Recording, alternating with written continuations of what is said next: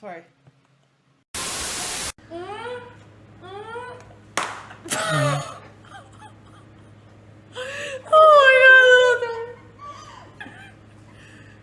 We're moving away the things that might actually. All right, you guys keep the water in your mouths, please. 1, 2. Ready? Oh, that felt kind of good. Okay, it's at 20. I told you, bro. Hell yeah. Okay, can I put it up to... Okay. I want more.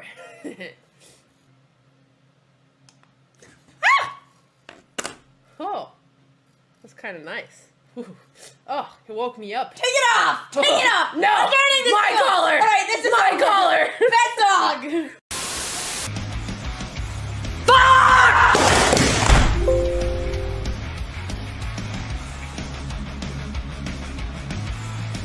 I broke my computer screen. I broke my computer. This is my computer now. Okay, we're gonna work on this. We're gonna work on this. I'm gonna work on this. Hello, everyone, and welcome to this morning round of the Sardinia Chess Festival. We only have one camera. Vila, Andrea's camera. Oh, never mind. Okay, the cameras are there. They're working. We're just having some OBS issues. But the girls are awake. We're awake. Well, are you awake, Dina? Are you regretting your life's choices right now? I actually do. And hi, chat, and welcome to the round 4. I actually do. The question if I'm awake or not, we shall see today. But I hope that even if I'm not awake, the games are gonna wake me up, because Andrea is out there looking for blood. She wants a revenge on her sister. She's gonna take it on everyone else, and Alexandra is on a mission to score 9 out of 9. We shall see if that's possible. Yesterday, me and Alex had a very interesting debate on that matter. And I am really hoping to get some exciting games going on. Good morning, good night, everybody who's watching us right now. Hopefully you have a lot of coffee like I do and lots of popcorn. Popcorn, huh? Is that the wake yourself up in the middle of the night snack? Well, I was choice? actually tempted to get some ice cream, but time management is not my strongest part. So maybe during a break when Hammer is gonna take over, I'll get some ice cream. I do think we need some snack for this exciting matches on the BotezLive channel. Everybody, we're streaming to YouTube, Twitch. Yesterday we tried even X. So lots and lots of excitement. Did you get yelled at because you called it Twitter instead of X, and now you had to change? No, actually, I for me it's always Twitter. It's just I'm actually just copying whatever I heard yesterday, but I don't think it's that much of a big deal. I see both of the ladies are facing some young boys, and Alexandra's opponent is way younger. Ooh. I sense some juice out of today. Yeah, that's nice, Dina. Alexandra is facing her co-leader, Matteo. Matteo and Alexandra, they're 2 of 7 players with 3 points out of 3. In fact, Matteo is number 1 in the standings, and then Alexandra is number 2. So this is the clash between number 1 and number 2 in this tournament. And the moves are coming in very quickly. I'm kind of struggling to keep up. But Andrea just sacrificed a pawn. So this is quite important. let me just move back to catch the entire opening. So Andrea's opponent has played his king's pawn forward. Andrea responds with her Sicilian defense, going for the hyper accelerated dragon, an opening that she has been using regularly during this European tour. Her opponent goes for an interesting line where the queen comes into play early on to attack the rook in the corner. Andrea blocks with her knight, and then all the knights get developed as black puts pressure on the queen. The queen moves to a4, and the idea here is to have the queen pointing down towards the king, because now pawn to e5 is a big threat trying to dislodge the black knight. And when Andrea goes d6 to try and discourage e5, turns out her opponent goes e5 anyway. Takes, the knight cannot be captured due to the pressure from the queen down on the black king. There's the pressure against the black knight, and Andrea chooses to ignore the pressure and sacrifice with bishop to g7, giving up the pawn on c6. But if this pawn is captured, she gets really nice development, while white still has their bishops standing in their initial positions. Man, but looking at Andrea's clock, she knows all that. She's not acting like a surprise.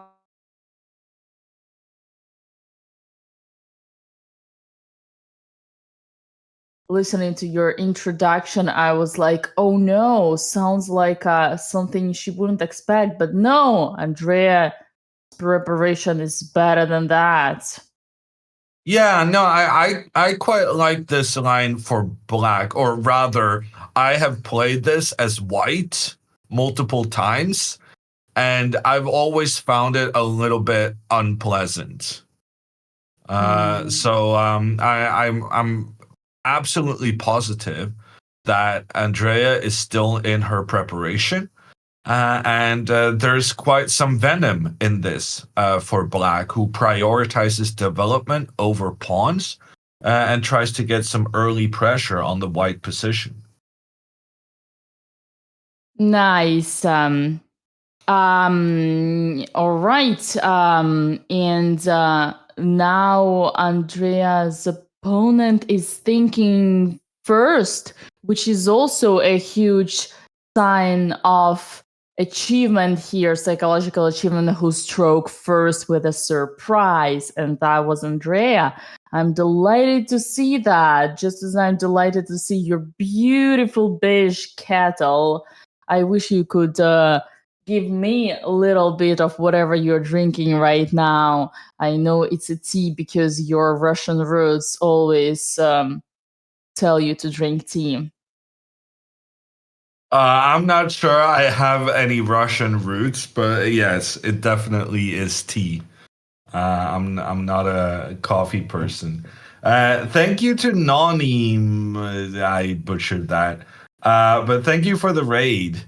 We might actually be getting quite a few raids from the late night US streamers. Welcome to everyone who's currently looking at their clock, seeing it being midnight. When Dina looks at her clock, it's 3 a.m. And she's ready for a 13-hour workday. Oh my god, Hammer, you didn't have to remind me about my misery, did you? I wanted to. Right. He's enjoying, he's living his moment. Well, listen, that's fine. We're gonna let him do that. How about Alexandra's opening outcome situation so far? I can see Alexandra thinking first time ever, and I can see some King's Indian this time for white, which I'm always happy. I always want to see King's Indian for white and not for black. And Hammer is the coach of Alexandra, so maybe Hammer has some insight for us over here. What happened? Was it planned? Not really big insights. We expected the King's Indian. Mateo is about 13 years old. Either he's very close to having his 13th birthday, or he's already had it. And we only found one game in the database from him. And that was a King's Indian in the same-ish, actually. So Alexandra just decided to go with her normal setup against the King's Indian, being very aggressive with the pawns in the center. And Mateo had one game previously where he played knight to a6, and then bishop to d7, c5, and rook b8. Very untraditional style of play from him. So this is what the only information we had before the game start. And Alexandra has been reviewing her Benzea notes within this same-ish variation in the King's Indian, as it's called. And the Benzea notes are pretty good. And Alexandra is just developing her pieces sensibly. And well, I think she has a nice position. I like what she's doing so far. Honestly, I'm surprised the computer isn't giving Alexandra a bigger advantage at this moment, because she's controlling the center, she's getting her pieces out. Things are quite.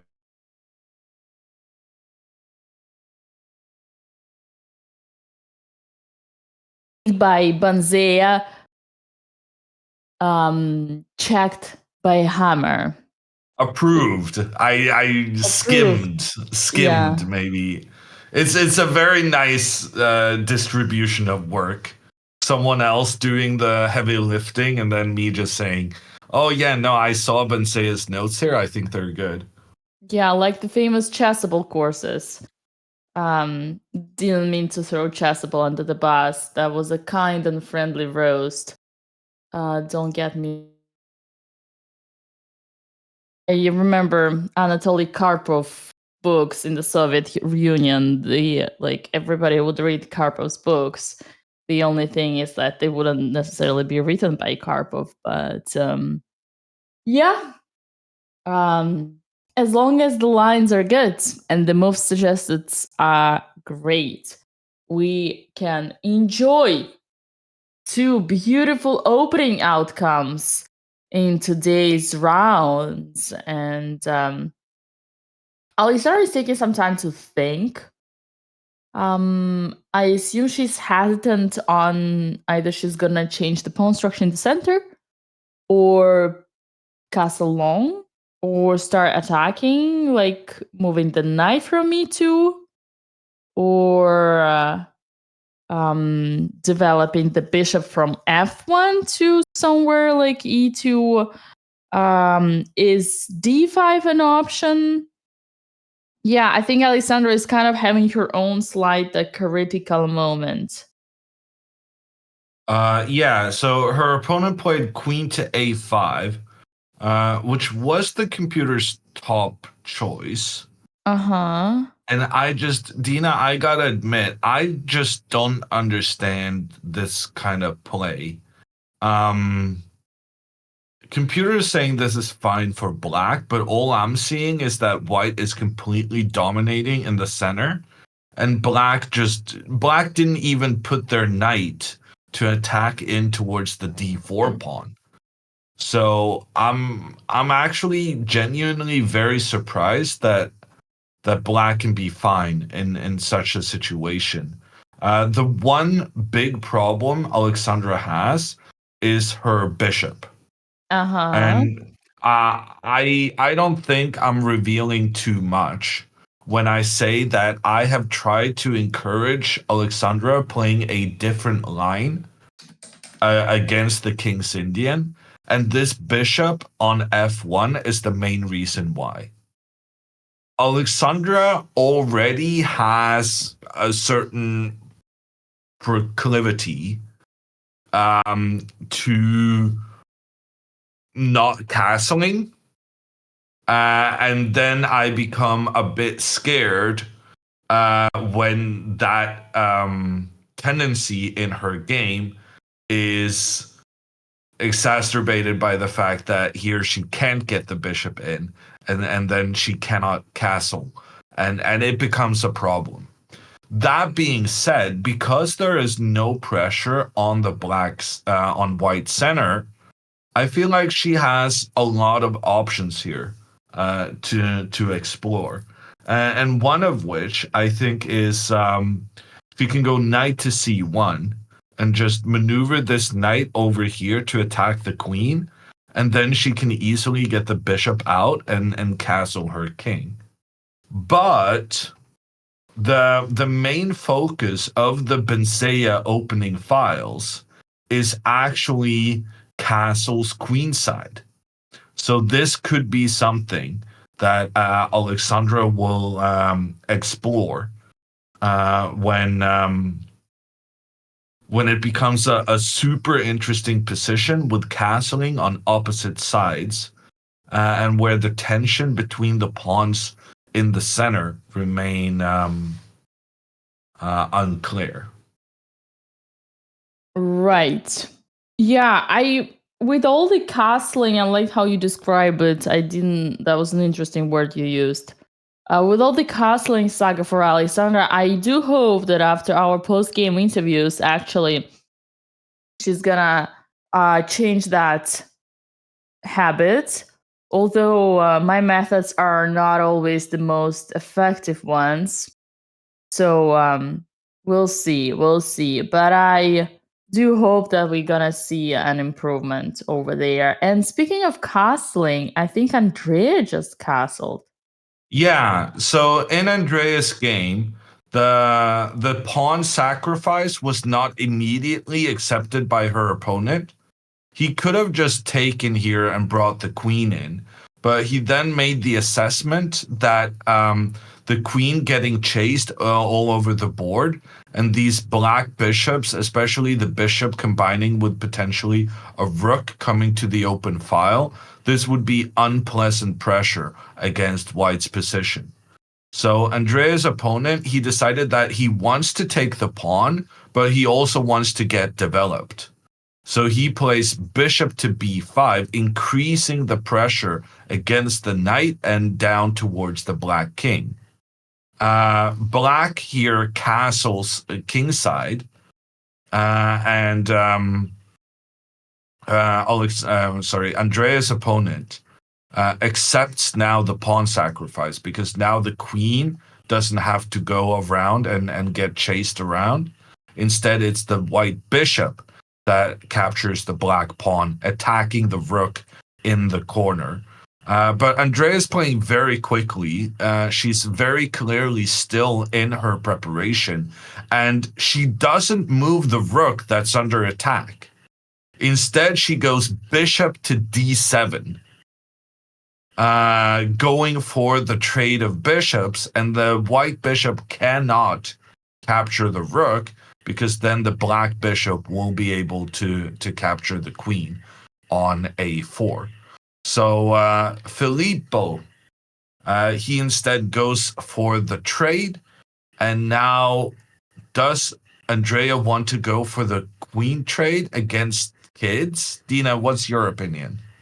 Now, yes, now she does. And she actually admitted herself after the previous game that she won in the round 2 against the kid. She said, I didn't necessarily want to do it, but Mother Dina taught me that I have to. With the kids, you go to the end game. So Andrea's definitely gonna do that. And she learned from her mistakes. I think the queen trade will be on the board as long as it doesn't ruin the position, as long as Andrea doesn't have anything better on the other side. Well, I mean, you have to go one or the other, right?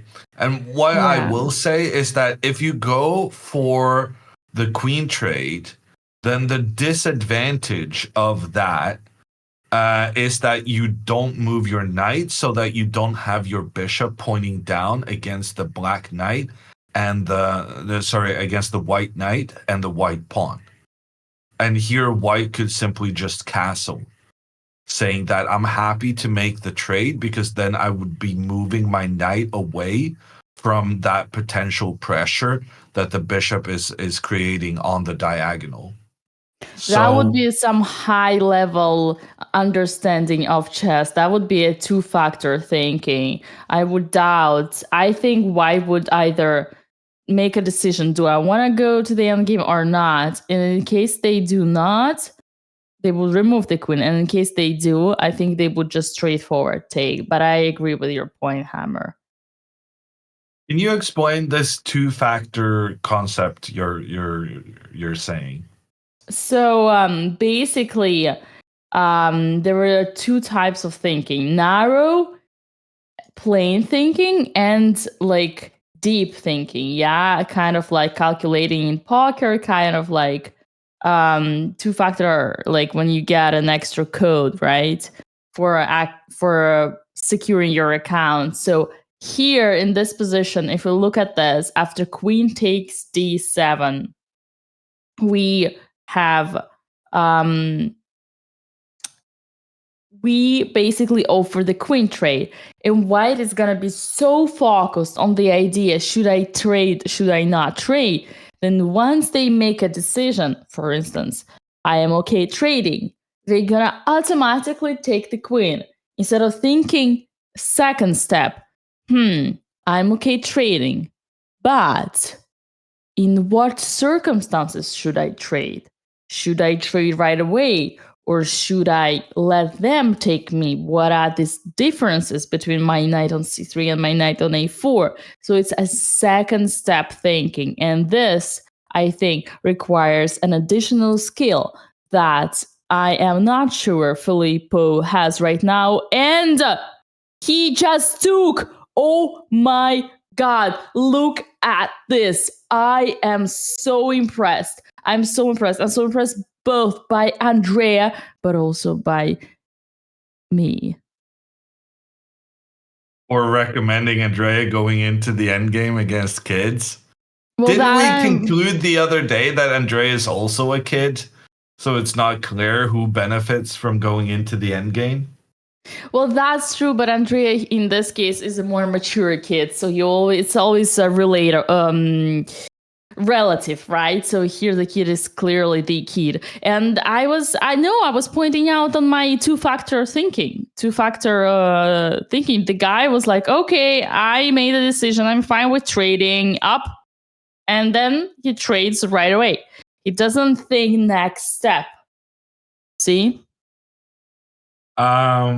Yeah, I mean, he didn't plan his next move. That being said, the computer does give white quite a significant advantage here if he goes bishop to d2 followed by castling, because then he offers good protection to the knight that has pressure against it from the black bishop. That being said, Dina, he actually castled instead, and now the computer is giving Andrea an advantage despite Andrea being down a pawn. And if I'm Andrea, I would be so tempted to just capture this white knight, because after the capture, white will have doubled pawns on a half open line. It's so easy for me to now use my rooks to point down towards these white pawns.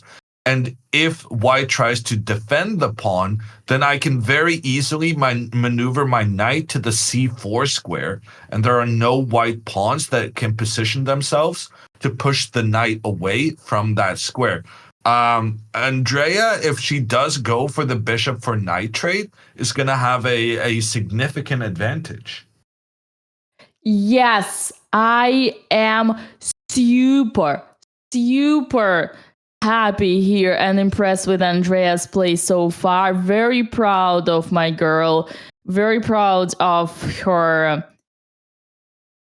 personal growth that we have seen so far. And bishop c3 is extremely tempting. Is she gonna do that or not? It's almost like anything is good here, right? Even just putting the rook on ca right away, also great, because it's not like, okay, white can play bishop d2, but then you gotta play rook to b8. There's so many juicy things that we can attack over here. I'm very actually in peace with Andrea's position so far. I have seen a castle from Alexandra in the meantime. Do we see some personal growth there as well? Alexandra has castled before move 10. The computer actually didn't like castling, even though I mentioned it being a possibility. Because apparently here black has some really interesting pawn sacrifice with pawn to b5, giving up the pawn, but then giving up another pawn afterwards, trying to open up for the rooks and the queen down towards where white has put their king on the queen side. However, making such pawn sacrifices is pretty high level. And Matteo instead plays pawn to a6. So his idea is the same. He's just spending more time to accomplish it. And here, Alexandra really should have played king to b1. Because that's the normal move in Benseya's prep in these circumstances. The idea is that after pawn to b5, if black tries to complete their plan, white has knight to d5, offering the trade of queens. And if the queen trade is accepted, then white doesn't have to recapture immediately. That's why we move the king. Now there's no check on the white king, which means white has the opportunity for a Zwischenzug, or since we're in Italy, an intermezzo with knight takes e7. Check on the king, capturing a pawn. The king has to move, and then we recapture the queen with a winning position.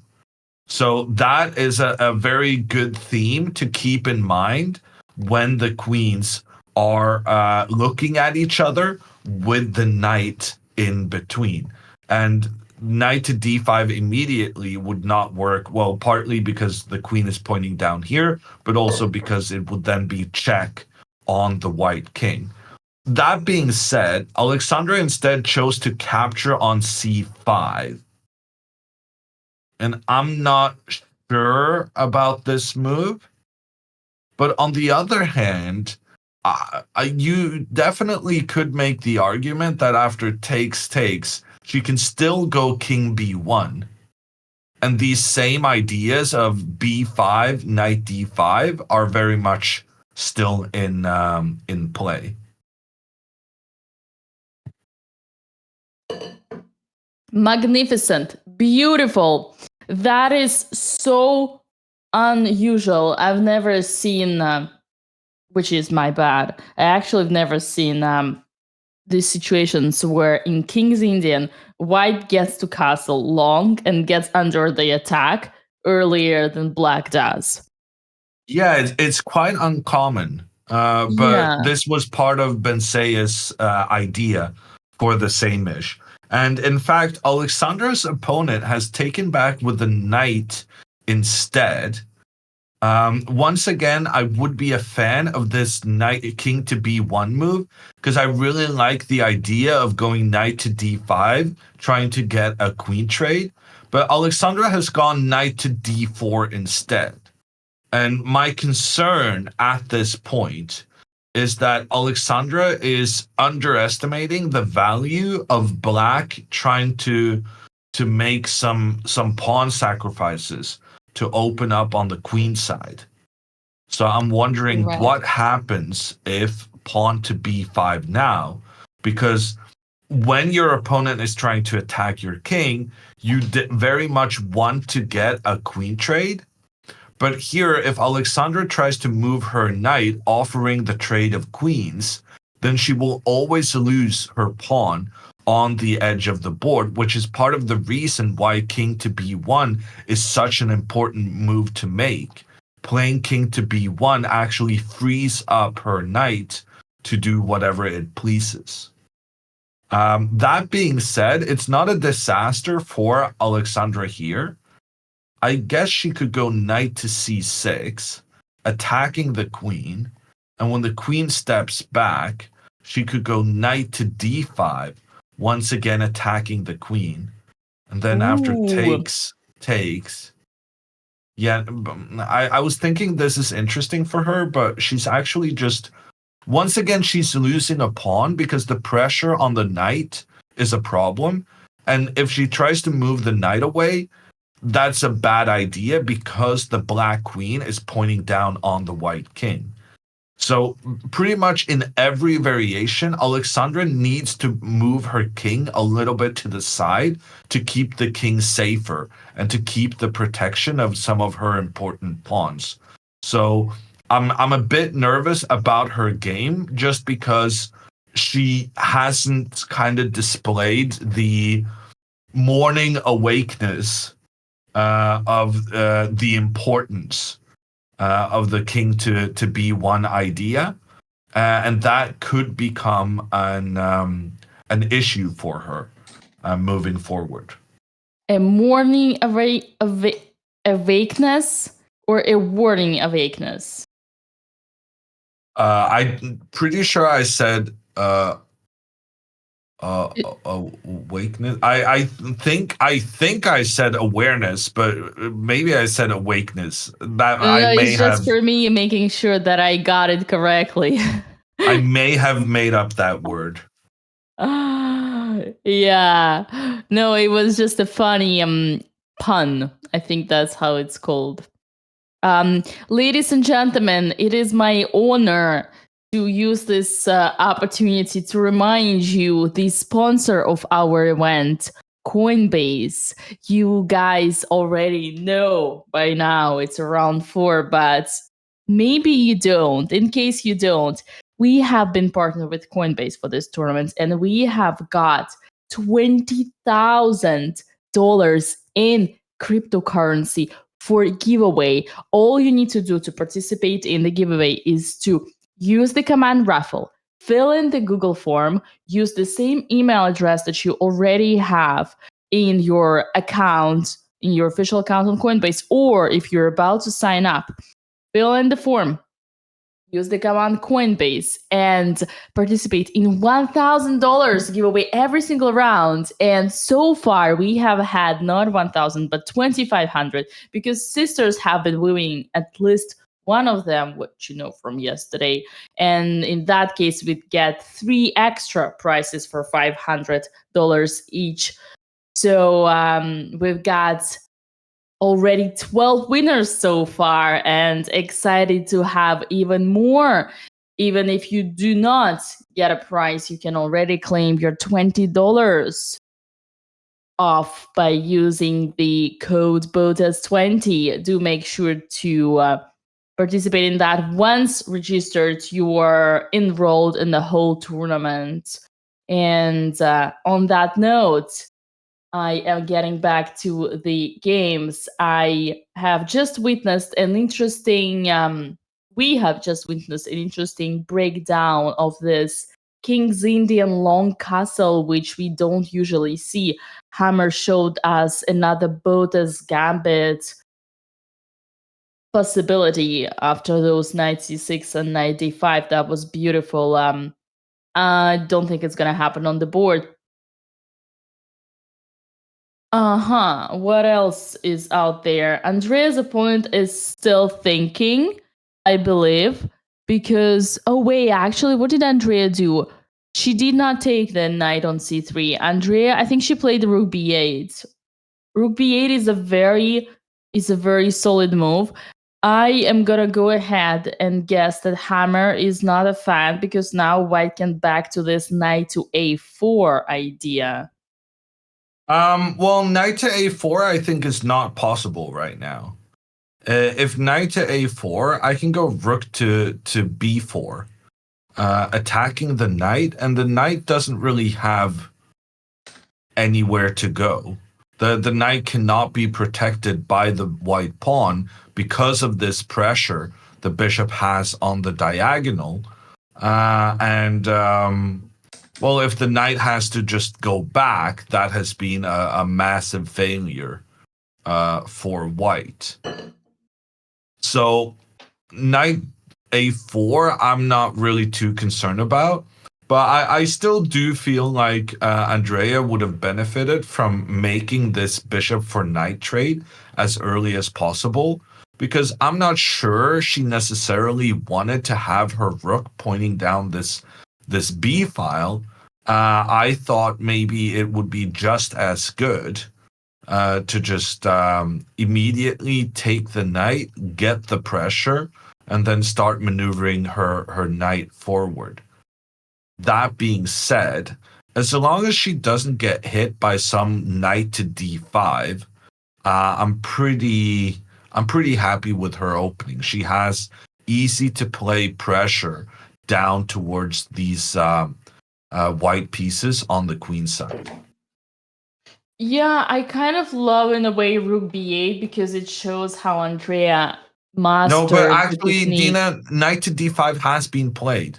Oh. Okay. So I am now officially unhappy with Andrea's previous move. She had the opportunity to take out the knight before it ran away, but now the knight is gone, and I feel like we could have had easier pressure than letting the knight run away. All right, let me do something. For instance, e6. Yeah, but e6 is pretty high level, right? No, I just attacked the. I just moved the pawn that was attacked and the Okay, knight. fair enough. Okay, I And give I a moved the check. king, and I'm looking at your knight and thinking, where's he gonna go?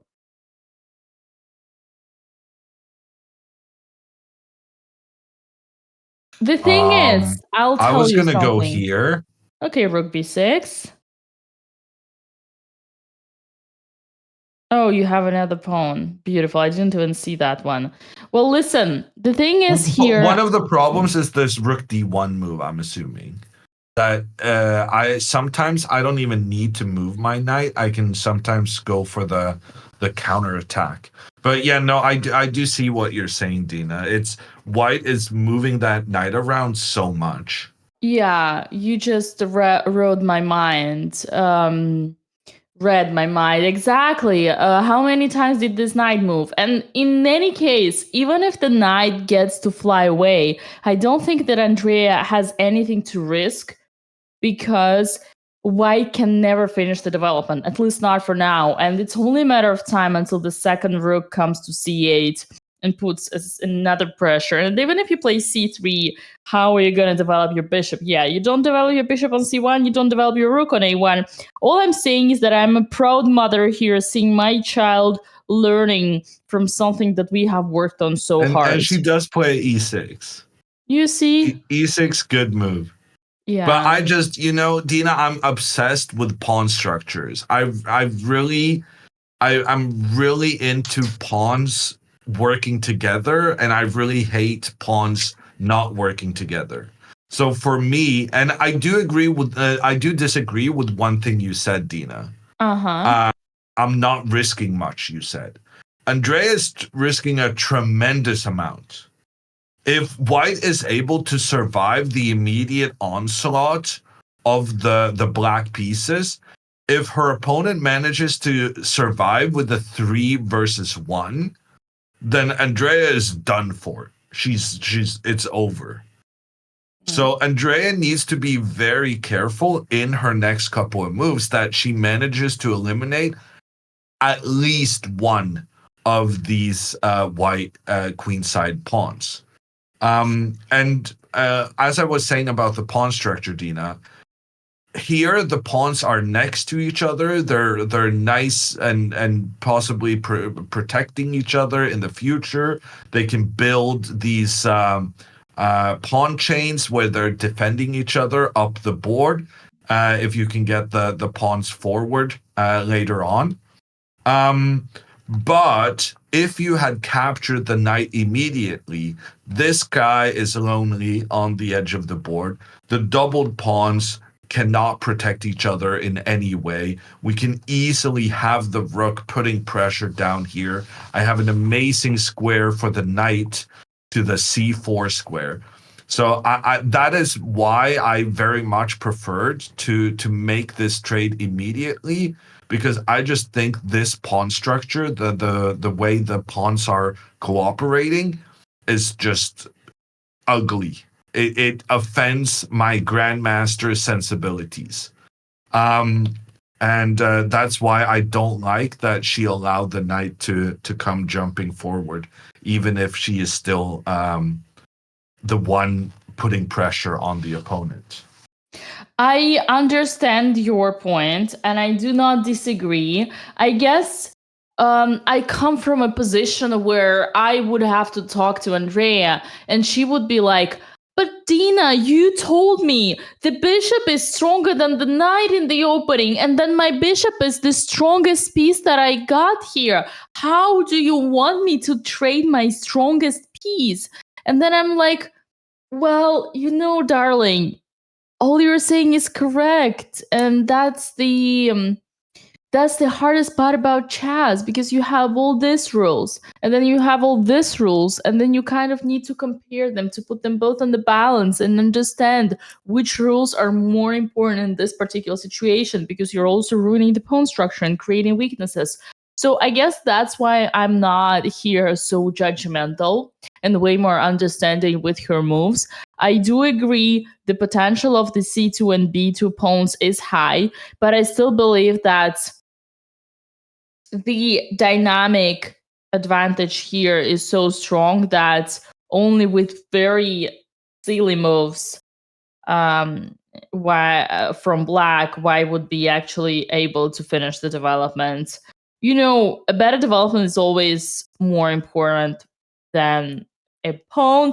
I don't have to jump on this debate. We should not jump on this debate. I think game will show us. In any case, well, even right No, now, but wait. it's an interesting Yeah. discussion though, Dina, because I very much get what you're saying, and I think this is a problem for a lot of players, that you only look at oh, my bishop is my best piece, I don't want to trade it, and you focus more on the value of the piece before the trade than the position after the trade.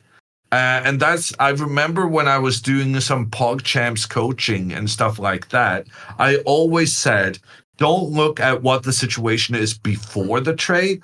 Always look at the situation after the trade. That's the one we care the most about. And so what you're saying is very closely connected to that. Yeah, I actually also learned that way later, when I was already competing with adults on a professional level. I remember that you always also need to look at the situation after the trade. It's a good way of summing it up. I like that. Here, by the way, Andrea has immediate opportunity to gain back the pawn after knight a3 with bishop to b2 and already kind of get away with all her problems. And if bishop takes and rook takes, Andrea is gonna have the rook on the second rank. Man, that is a dream come true. I guess the only question is gonna be now in Andrea's head, do I have enough advantage to win or not? And the answer to that question should be, baby, don't overthink. Just continue improving your position, take it move by move, and let your opponent do mistakes. And if they don't, and they play perfect moves and equalize, then you just applaud, congratulate them on playing their best chess. And what can you do if opponent played your best chess? You cannot win. The chess is a drawish game. Yeah. I agree with everything you said. And I also agree that Andrea does have the advantage now. Moving the knight back for Filippo, it was a safe move because now the knight cannot be pushed away from this square and you're protecting the pawn on c2. So it's a very solid move and not going on an adventure into the belly of the beast with a knight coming in behind the black pawns, as I suggested with knight to e7. That being said, as Dina said, the rook on the second rank, Andrea is putting pressure on these white pawns, and we're liking what we're seeing. Big fans of Andrea's position. Yeah, man. To Andrea Botes, who thinks Hammer and Dina are the most toxic commentators when giving a feedback to one's game. Someone please send this extra to her and make her know that we are actually her biggest supporters and biggest compliment. But also, Dina, maybe you could stop telling her what we're saying during the game. She doesn't have time to watch this. The only way she figures out this is our safe space, Dina. And what we say here shouldn't be shared beyond us and the 10, 20,000 people watching the stream. Not to be shared with the players. Can we agree on that from now on? Are you suggesting that you don't want others know when you compliment them because you don't want to? You think they don't deserve that? You think that's not what I'm saying. I'm much? just saying when we're criticizing them, maybe it's better that it stays on stream instead of bringing it up in the interview and saying, "Oh yeah, no, Hammer was saying you played poorly." I'm saying that to chat because I want chat to be informed about what's going on. I don't want that information to spill into the players' heads. Right. Who threw me under the bus yesterday with the wall, huh? Who with a beautiful that wall? Was chat. That was I do remember the situation you're talking about. Number one, I was kind of getting some payback because you threw me under the bus the day before. But also chat was spamming about the wall and I gave Alexandra context. It was not me bringing up the situation. I just gave some context to Alexandra about chat's spamming. No, I am okay with that. I agree. I agree. Whatever, basically, chat, whatever happens live on stream stays live on stream. Whatever happens during the game stays during the game, not after the game. All right. We have our own private space right now. And yes, it is shared between 20,000 people, but that's our own private space. It's me, Hammer, and Chad. Okay. The girls are too busy to watch the stream. So yeah. It's not perfect privacy, but it's reasonably good. All right. We all agree on that.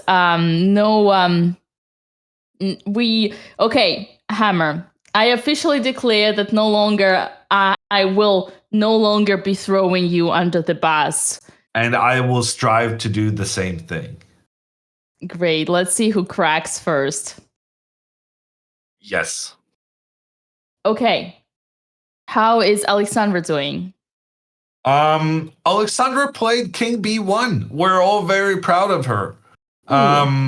So Bishop 2, there was an interesting possibility here for Black to just rush the pawn towards the White King as soon as possible. But Matteo, he chose to go bishop d7 first, and then followed up with rook to b8. He's not being very secretive of what he's planning. But I will say, if Alexandra does something like bishop to e2 now, pawn to b5, there's even potential now for Alexandra just to capture this pawn. Because now the rook is no longer on the A file, and maybe you kind of feel like black has organized their rooks in a suboptimal fashion. That being said, the computer is absolutely hounding me for even suggesting capturing a pawn opening up towards the white king. I do agree that it looks a little bit dangerous. So in case we do not want to help black get rid of the pawns that's pointing down towards the white king, I'm thinking we go for the queen trade. Dina, how do you feel about the queens coming off? I love queen trades. Queen trades are my favorites. I think this is my how they say okay, so the last move was knight to d5, right? No, actually. So knight d5 was my suggestion, my hope, because I do think that the black attack is potentially dangerous, and it would benefit us if we could trade the queens. And if black wanted to avoid the queen trade, they would need to go back to d8 to protect the pawn, but then at least we would no longer have to deal with the black queen in an attacking position. However, Alexandra instead played knight to c2. Knight to c2 was the computer's top choice, but I would rather see the queen trade happening ASAP. That being said, there's a sneaky little trap here, Dina. Yeah, I was just about to say, but it's here. Yeah, no, I was talking about another trap. Go ahead.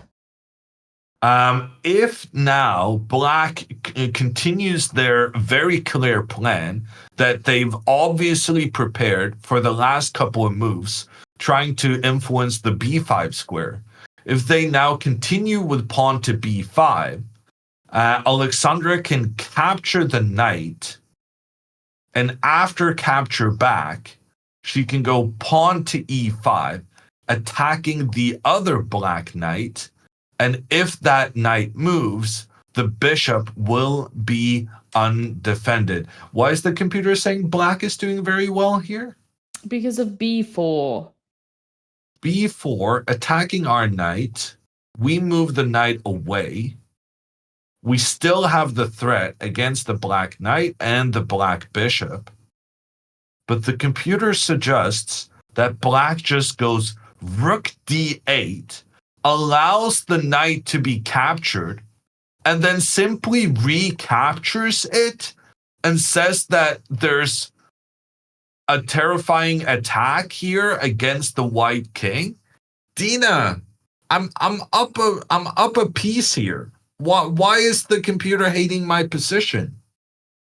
Yeah, I think he's just hallucinating. I don't think you should take him seriously. Even though the bishop is cool, I feel like b4 is one of those pawns that we have seen yesterday when Andrea tried to fake attack Alex with your h pawn. I do not see any danger from this. I do know that computer is like pretty like for example, after knight c1, here willing to go to b3, there is this bishop a4 only move, and if you move the queen away, we lose a rook. Well, let's just move the queen in such a way we don't lose the rook, right? Yeah, we still lose because takes, and b3, and yeah. b3 is a great move because then you get rid of the pawn. So that when you get rid of the pawn, the rook can point down towards the white king. I guess it's just some concrete tactical idea. I can bet all my money, my favorite thing to do on this stream, I can bet all the 20,000 giveaway by Coinbase that this is never gonna happen because it's just too deep and you gotta really calculate like Pragnananda if you wanna make it right. There was another tactical trick in which would not happen. Yeah, we got to move, Dina, because you were right. The kid is never going to allow this takes and pawn up to e5. So he decided to retreat his queen, thereby avoiding the queens potentially trading, but also offering extra protection to the knight so that now when he goes pawn to b5 next, there's no such bishop takes knight trick because you don't have to recapture with a pawn. Now you can recapture with a queen instead. Nice. I guess this is nice. Yeah. There was this beautiful trick which is absolutely irrelevant right now, but I wanted to point it out unless Hammer did and I missed it. That after knight to d5, the other beauty was that, and I am curious why computer doesn't give this such a great thing, but after queen trade, it's that famous thing that we do in the Sicilian for white. It's the intermezzo knight to e7 check, winning the pawn on the spot and then taking with the rook. And the reason I'm showing that to chat is for those who play against Sicilian with white, you really need to be aware of that. It's a very common thing. Well, usually, to be honest, in the Sicilian, this is Kingsian, but now it's a Sicilian pawn structure. I don't know if you noticed. The king is on g1 most cases, but this thing, whenever the queen comes to a5, typical move, queen is on d2 and the rook is protecting, we always look for knight d5 with the idea they cannot capture because we take on e7 intermezzo and the rook on f8. You need to have the rook on f8 so that there is no king to f8 attacking the knight. The king has to go to h8 and then you take back and you want the pawn. Now, computers here doesn't give any advantage to white, but again, that's computer. Believe them. Here, this doesn't work because, I mean, this will never happen because we already had the moves, but I wanted to show you that because I think it's an important pattern that you guys need to know. Anyway, so knight to c2. I feel like Alexandra should have gone knight to d5 while the queens were still opposing each other. So I think that's going to be my feedback for the opening. Very important to go king b1 and knight d5 as early as possible. But knight c2, it did manage to get Matteo to retreat his queen. But now pawn to b5 is an issue.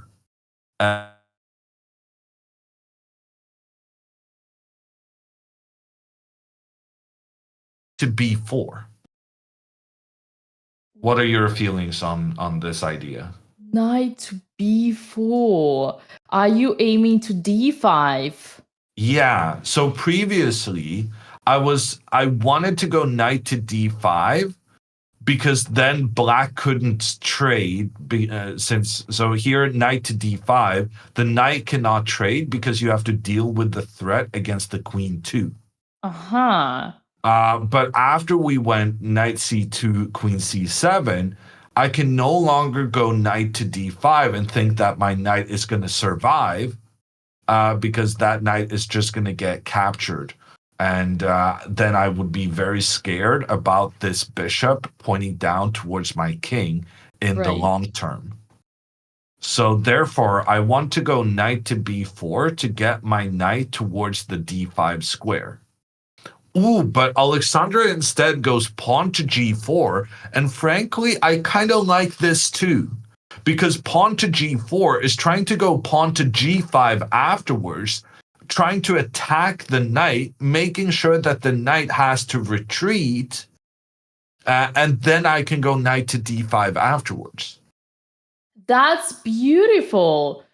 Alexandra is starting the attack, something that we all have been waiting for so long. I do not need to remind you, chat, that whenever we have opposite castles, the ultimate plan for both sides is to attack. And it's right about time. Right about time, Alexandra is going after her opponent's king. I am super happy to see this move on the board. I actually disagree, Dina. I don't think this is an attacking move. I think this is a positional move. Ooh. She's not going to have time to go h4, h5 because her opponent is coming in with b5 next move. And if then Alexandra tries to attack, she's going to allow the B file to open up, and there's going to be a convergence of pieces pointing down towards the white king. So I think Alexandra's intention is to go pawn to g5, which is more of a positional feature than an attacking one. Yeah, she's moving the pawn up on the side where the opponent has their king, but after pawn to g5, knight to h5, the knight is completely blockading any sort of attack that we may hope to have. That being said, it doesn't mean g5 is a bad move. It just has different priorities than going after the opponent's king. We're forcing the knight away from the center of the board. The knight no longer controls the d5 square, allowing Alexandra to jump into that square, attacking the queen, forcing the queen back, and then she has to deal with this tension, which I'm not sure how she's going to deal with that, but I do like her knight in the middle. Ooh, and Matteo actually falters. Matteo plays pawn to h5, and that's a big mistake. Big mistake from him, because now he's allowing the attack to happen. And now I'm not even sure Alexandra should go pawn forward. I know that was our original plan, to try and chase the knight away from its positioning. But now after pawn to h5, I'm very tempted to just take this pawn, because then we're also luring the knight away from the center of the board. We're accomplishing what we set out to do, getting our knight into d5, but this time we're accomplishing it while also getting what you wanted, Dina, the attack towards the black king. That's beautiful. So Alexandra's plan worked out. Her opponent cracked under pressure. Remember, chat, I have been actually going on and on to you about how important it is to threaten. Threat is stronger than the execution. Get into your opponent's head. Make them think that you want to attack and fear the attack, which is a ghost. Here, the attack was, in fact, a ghost, as Ham broke it all down to us. But it worked perfectly, just like it worked on Andrea yesterday. It worked today on Alexandra. And her opponent got afraid. Now, that being said, Hammer, I want you right now to look into my eyes and tell me if you honestly think and believe that Alexandra Botez has played g4, not with intention to attack, but with intention to play positional and solid chess. I get what you're saying, Dina, but maybe, oh my god, Alexandra just played pawn to e5, and I didn't even mention that, but that was the computer's top choice because it's winning a piece. Oh my gosh. What? And she only spent a couple of seconds on it. I was actually curious because the computer made giving Alexandra a big advantage here, and I was wondering why that was. I assumed it was because of pawn takes, and then there's some possibilities to attack. But actually, what the computer wanted was pawn to e5, sacrificing the pawn to open up the d file, and then go pawn to g5, attacking the knight. And the part of the reason I didn't mention it is because, well, I thought, well, Alexandra is never going to find that, so it doesn't really matter whether I mention it or not, but she found it. And it's brilliant because now after the pressure on the knight, if the knight now retreats, it allows Alexandra to push her knight up into the center, attacking the queen, and the queen is struggling to keep everything defended, especially with this knight on c5 being a major issue. Dina, I cannot believe that she played this so quickly. She didn't spend any time double checking her calculations. She just in 2 minutes she went for it, and the computer is saying she's a genius. I mean, who knows? Maybe Alexandra unleashed her inner chess instinct.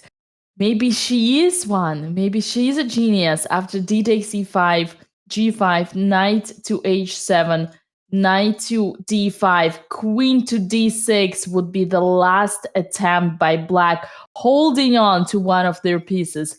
But their position is still really, really, really dangerous. Lots of moves here possible. Yeah, it's not so easy to find the right move though. But queen to f2 looks quite good because then you're both attacking the knight, and if your opponent defends the knight, you can go knight to f6, and it's a check on the king while you open the attack from the rook on the queen. But this is all very, very tricky to find, and it could be that Alexandra's plan is instead to capture the knight. So I'm curious. Yeah, this is also good for her. She can take the knight and then take the bishop, and she has an extra knight. Oh yeah, she's gonna go here. She's not gonna overthink it. There was this chatter I liked. I really liked this message. Maybe Dina's clever provocation yesterday was exactly what someone like Alex needs to unlock full potential. And now that I think about it, actually, if you want to get to Alexandra, you want to make her do something, work on something, or improve something, you really need to piss her off, like naturally or by force. And who knows? Maybe I did that. Maybe I really pissed her off, and that just put all the fuel into that engine, and now it's going with a skyrocket speed to the moon, to the Mars, to the space with the one goal in mind. 9 out of 9. And pissing people off is your specialty, Dina. Right. Although I do that unintentionally, but it's about time I start thinking for two-factor step. Yeah. No, I love that. Cool stuff. Lots of great things happening, and I assume Matteo is under shock right now. He is thinking, I mean, the amount of time Alexandra spent on that move is ridiculous. Whenever you make a very committal move and you sacrifice something, normally you need at least 10 minutes to double check everything. First, you got to find the idea, then you got to double check, then you got to triple check. Because if you made a mistake, you just lose a central pawn for no good reason. So the fact that Alexandra played this e5 move after just 2 minutes is crazy to me. Right. I agree with that, actually. But see, Hammer, that proves my point that Alexandra does not rush and play fast, because she is sitting there and working and using her opponent's time to think. So I guarantee she calculated all that while her opponent was thinking already before, which means that she does a fantastic job with her time management, putting tremendous pressure on every opponent on hers.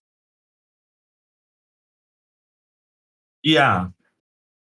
And I'm not even sure Matteo's going to survive to get into time pressure here. If this is Alexandra's level of play today, then he's in for a tough time. Oh no, it's a child, says Bonsai, but yes, it's a child, but right now he's getting crushed. Alexandra just unleashed a massive pawn sacrifice that's not actually a pawn sacrifice because she has a very nice plan following the initial loss of a pawn. And I mean, imagine also for the double round, Dina, how nice is it to win? Well, I'm not trying to jinx, but let's do a hypothetical. If you were to win the 9 a.m. round in 2 hours and you can go back to bed and actually have a proper nap for 3 hours before your second game, is there a greater feeling in the world? Hammer, as a commentator on this spot, there is nothing that I could wish for than this. And I'm sure you would agree. Oh, wait, there is. Maybe there are some things in life that's better, but it's up there. I actually know what it is. I wish Andrea's game would also last only 2 hours. Oh, so we can go back to bed. Oh, that would be fantastic. Exactly my point, Hammer. Yeah, speaking of, how is Andrea doing so far? Last time we checked on her, she was tempted. She did take on B2 and she played the crab, the pawn to h5, taking space, the strongest possible move in any rook endgame. Oh my god, I'm so proud of Andrea.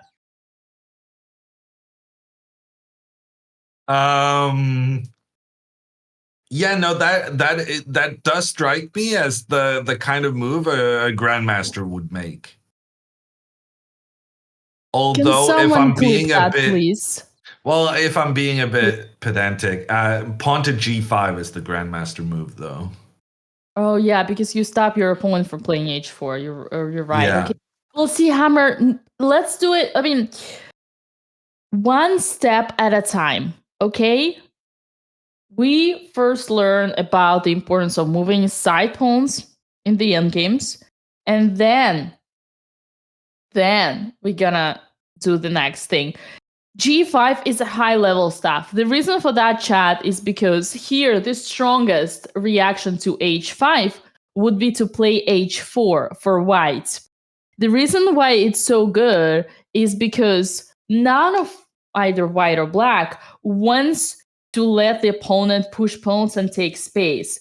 So g5 is very smart because it is preventing h4, right? And it wants to play h5 next.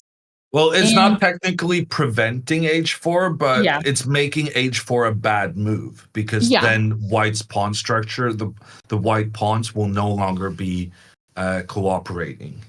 And here you would have two potential options. In theory, both are good. And right now, this, like, whatever we're explaining, this is actually really high level for experts and above. This position is like 4 pawns, typical rook endgame, 4 pawns versus 3 opens. If you heard of this guy Dvoretsky, very famous Norwegian grandmaster Dvoretsky, born and raised in Oslo, he would write a book about endgames. And his book, he would analyze these positions all the way through. So here, both potentially g4 is great because you can play h5 later and you grab the space and you got the f3 pawn and you block the f2 weakness and you see this rook on b2 future. Like, this is a target. This is like super passive. But at the same time, you get the option of capturing what Hammer just told you. White would ruin their pawn structure. Why would this be ruining a pawn structure if it's the same trait? We got the h4 pawn, we got the h7, which we're gonna go to h5. It's same thing, right? Well, the difference, bear with me, Chad, is that f2 now is the isolated pawn. And for black, it's not the same because f7 and e6 are not isolated. They're together, right? So this trade makes f7 and e6 so much stronger against the f2 f2 pawn. It is very substantial, but if you look at this now after h5, h4, Black does not have opportunity to create those weaknesses anymore. If we play g5, they're just gonna take, and even if we take back with a piece, we would have an isolated pawn on h5. Very subtle, but do let me know in comments if that actually gave you some educational value here. On that note, I still am very happy with Andrea because we never talked about g5. Again, it's like once you became title player that you should study that. Alexandra actually has had a couple of very good G5 moves. Really? In her last tournaments, yeah. She beat a Norwegian guy, I think, in Reykjavik, and she played a fantastic G5. And she also played a nice G5 against the remember the IM she beat? Yeah. The Polish kid. Yeah. She also played a very nice G5 against him. But weren't that some prep in the opening or like No, middle no, game? no. It was end games. Polish kid was middle game, and the Norwegian guy was end game. But Nice. Alexandra has that in her arsenal. Well, Chad, let's be honest, but that's why Alexandra is a WFM. She's a title player and Andrea is not. Because there are things that Alexandra knows better. That being said, Andrea is gonna learn. Andrea is a fast learner and she's extremely, extremely talented for chess. I've said it many times and there is no flattery behind my words. So, no, but I do like that. One of the reasons I like Andrea's h5 move is that after h4, she can go knight to g4. Oh, I was And actually looking at that. So juicy, Hammer. Yeah, so she can use this outpost on g4 to challenge the white knight, and the white knight is defending the white pawn. So by doing this, we're kind of disrupting the entire defense system that white has erected. And you know what's even better? It's like, even if we, like, let's say we don't get the pawn, after knight g4, h takes g4, and they do some random, like, rook to c1 kind of, right?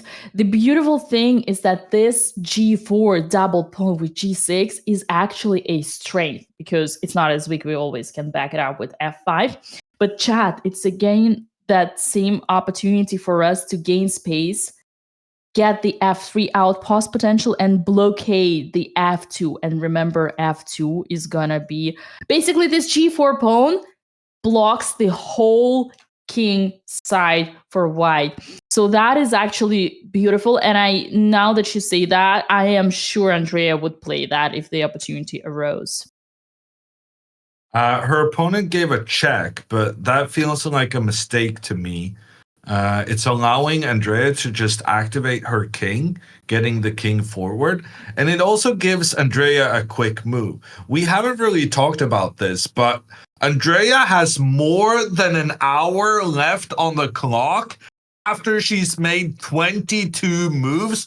This has never happened before, Dina.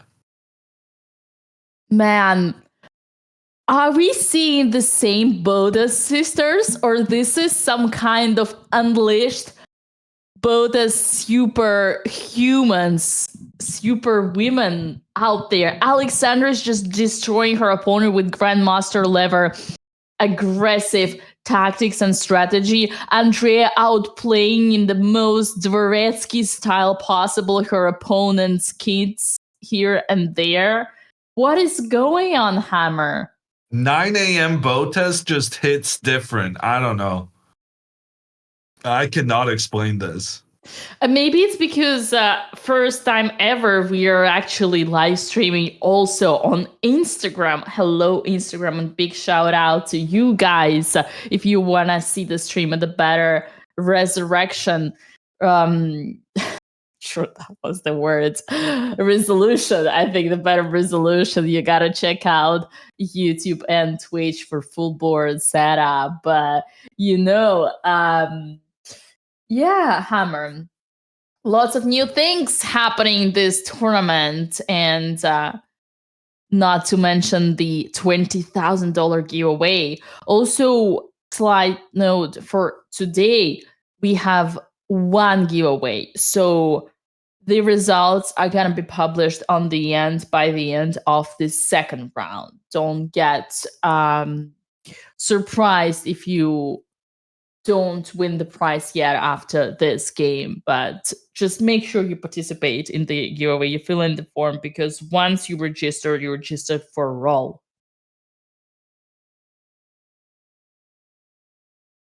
Okay, this is going incredibly well, Dina. But the amount of tea I've had to actually get ready for this start is taking its toll.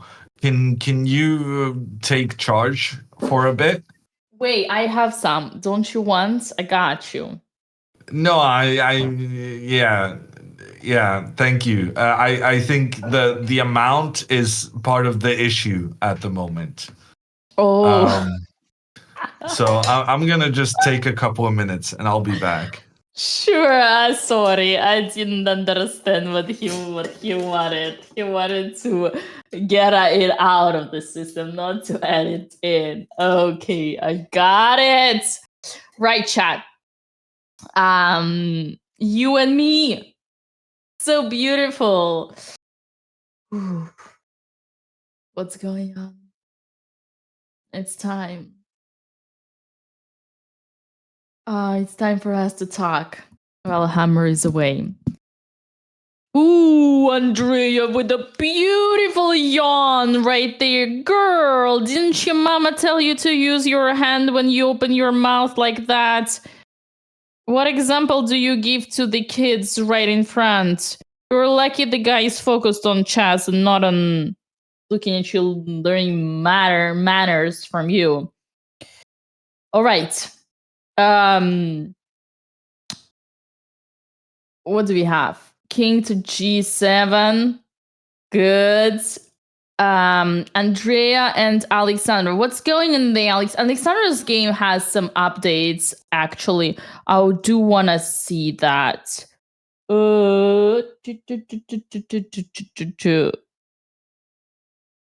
Okay, Chad, I need your help. I cannot see from there. Where were the moves?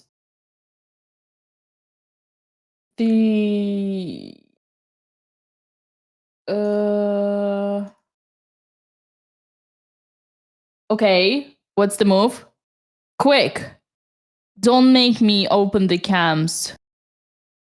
Yawn is a psychological warfare. That's a valid point. That's a very valid point. Okay, I'm gonna open the e5, but e5 was on the board. You think he took on d5? You think he took? Okay, let me actually open the OBS and see what's going on there. I think he actually took, and then G. Okay, just assume that this happened. But Alex is thinking. Alex hasn't played G5 yet. Well, G5 is Alex's only move, so I don't know what she's thinking about. Yeah, Alex just moved. Okay, let me see. It's gonna be here. Bishop takes c5. What? She did what? You sure about that? Are you sure, Chad? Is this a good move? Bishop takes c5. And after queen takes c5, she wants to play g5 now. Yeah, computer is not a fan of this. That being said, still an advantage for Alexandra. The difference is, oh, I just saw her playing g5, is that now the kid has a choice which piece to give away, the bishop or the knight, unlike in the previous thing, right? When we would take the bishop, and he has ways to activate Oh. Yeah, about that. I just sorry. Yeah, I see what you're talking about. Up, let me see. Up, changed, save. Okay, bishop to c6, and now after g takes f6, e takes f6, the bishop and the other bishop are like the okay. Hammer is back. Hammer, I'm gonna fill you in. Alexandra is going after the piece, but she didn't do it the most precise way. Instead of going first g5 after d takes e5, she kind of went a little bit more impatient and wanted to cash in right away. So she went for bishop c5. And I was telling to chat that the difference is that black here gets away with two bishops and has a slightly better compensation rather than g5. Knight has to go away. And now let's say takes, and we got the bishop and the knight on h7, but the knight would come to g5. So you know what? I think we're fine. I think what's gonna happen in the end here is that black is just gonna think that they're lost and kind of like, in Andrea's style, throw the game just because they think that they're already lost. We'll see. He actually did go knight h7 anyway. Oh, beautiful. Great for us. And Alexander took on d7, and we expect knight g5 next. Yeah, knight g5 has happened. Great, and Alexandra now made the move. Alexandra's playing way too quickly, and she made, I think, a big mistake. What? She played knight to e4. Are you serious? This is completely unnecessary. Wait, but why is it a mistake? Because, okay, let's say because of rook d8? Yeah, I think black can just take the queen now. No, computer doesn't suggest that. I mean, rook d8 is With fine, but rook. yeah, but apparently any pawn move like b5 or e6 are even better.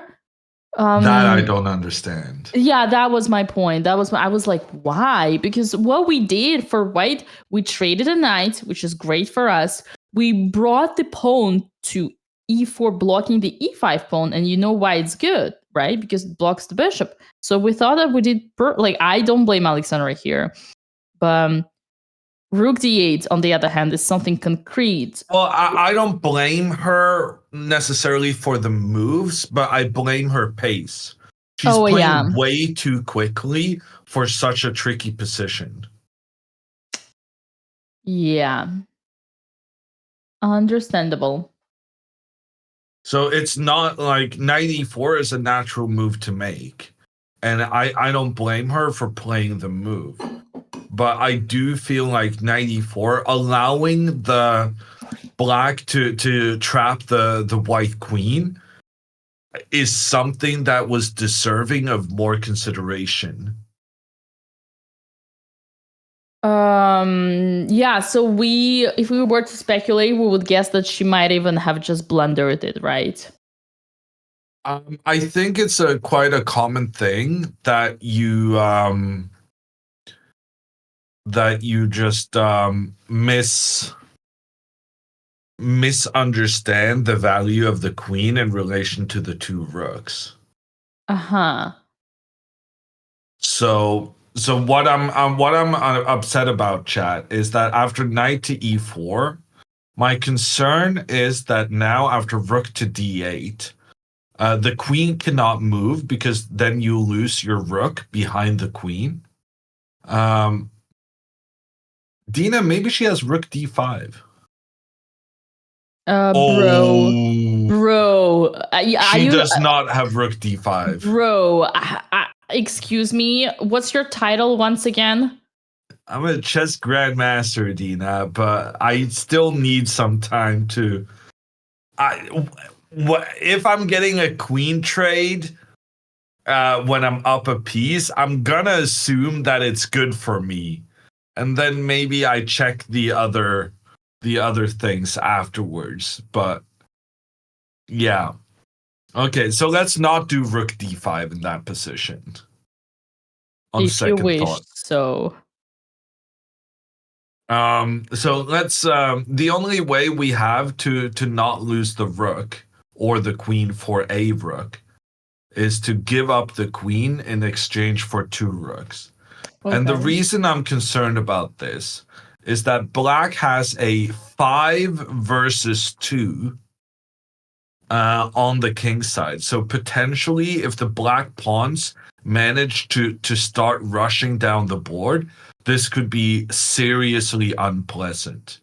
In addition, white's pawns are on the light squares, which means that these pawns are standing in the path of the white bishop, which is a concern.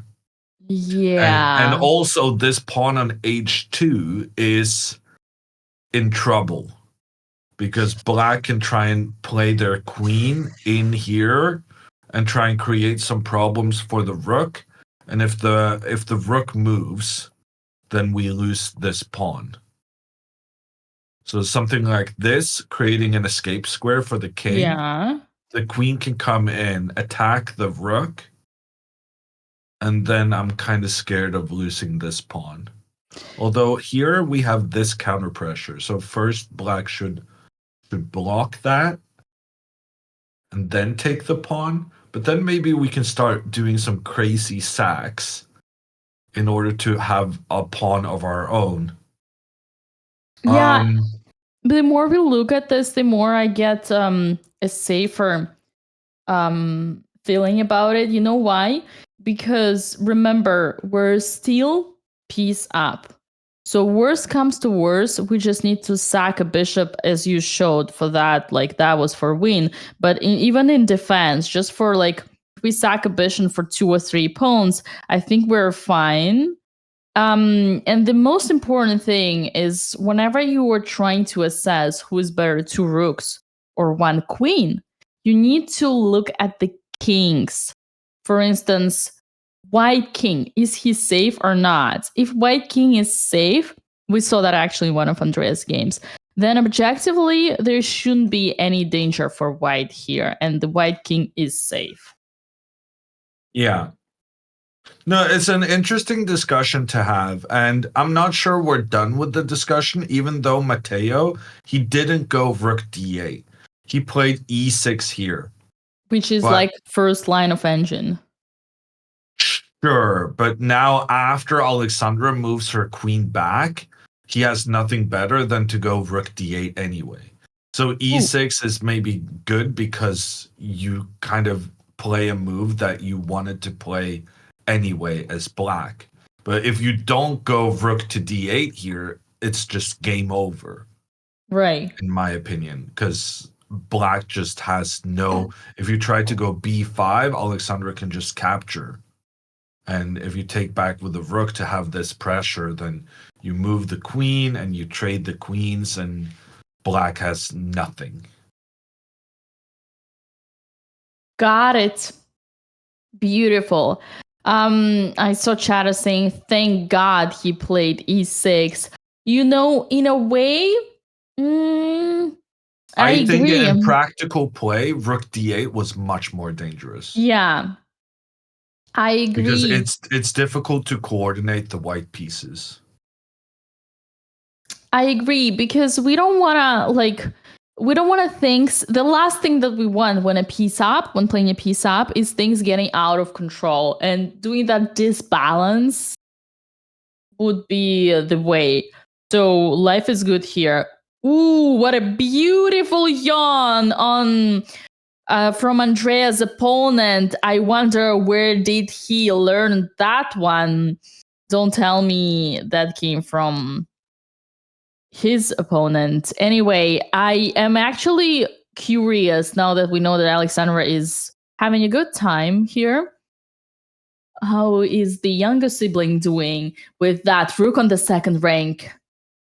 Yeah, no, Andrea's doing great.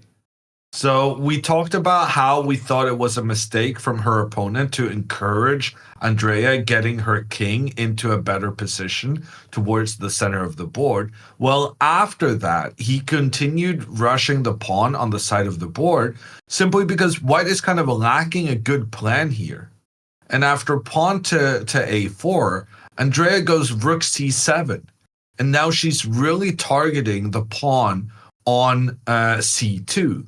The only thing holding this together is the knight on e3, but Andrea is about to move her knight in to trade off with the white defensive piece.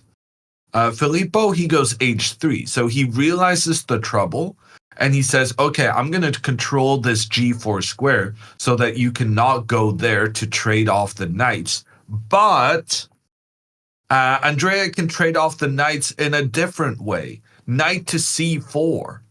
And here the rook is supporting the knight. The knight cannot move because then you lose the protection of your pawn on c2.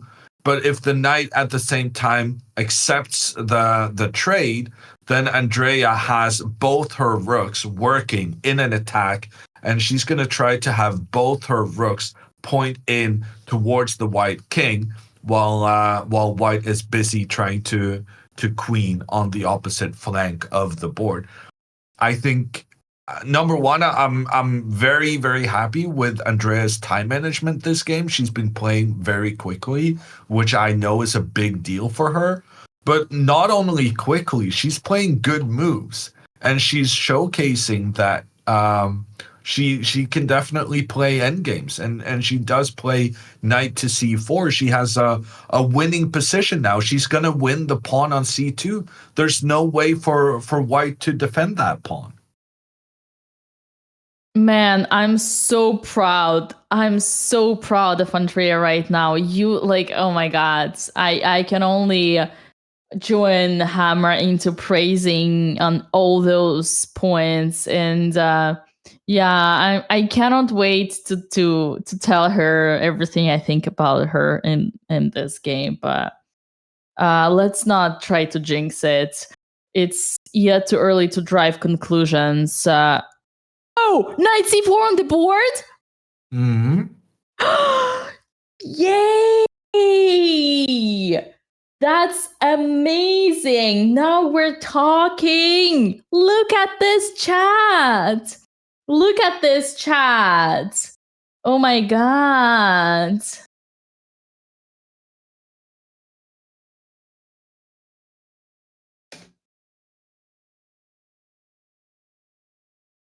Things are looking great.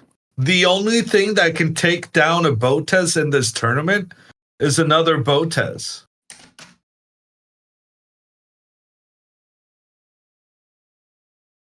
Can we get Alexandra 9 out of 9, Andrea 8 out of 9? Seems unrealistic, but they're playing very well.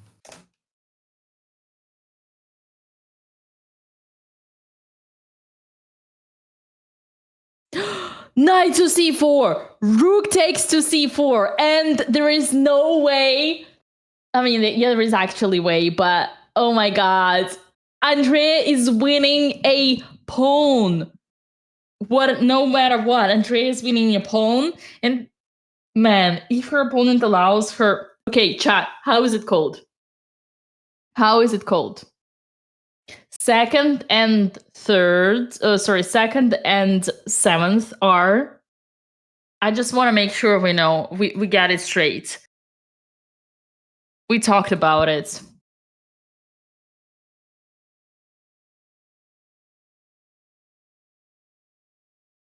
Remember? It's the stomach.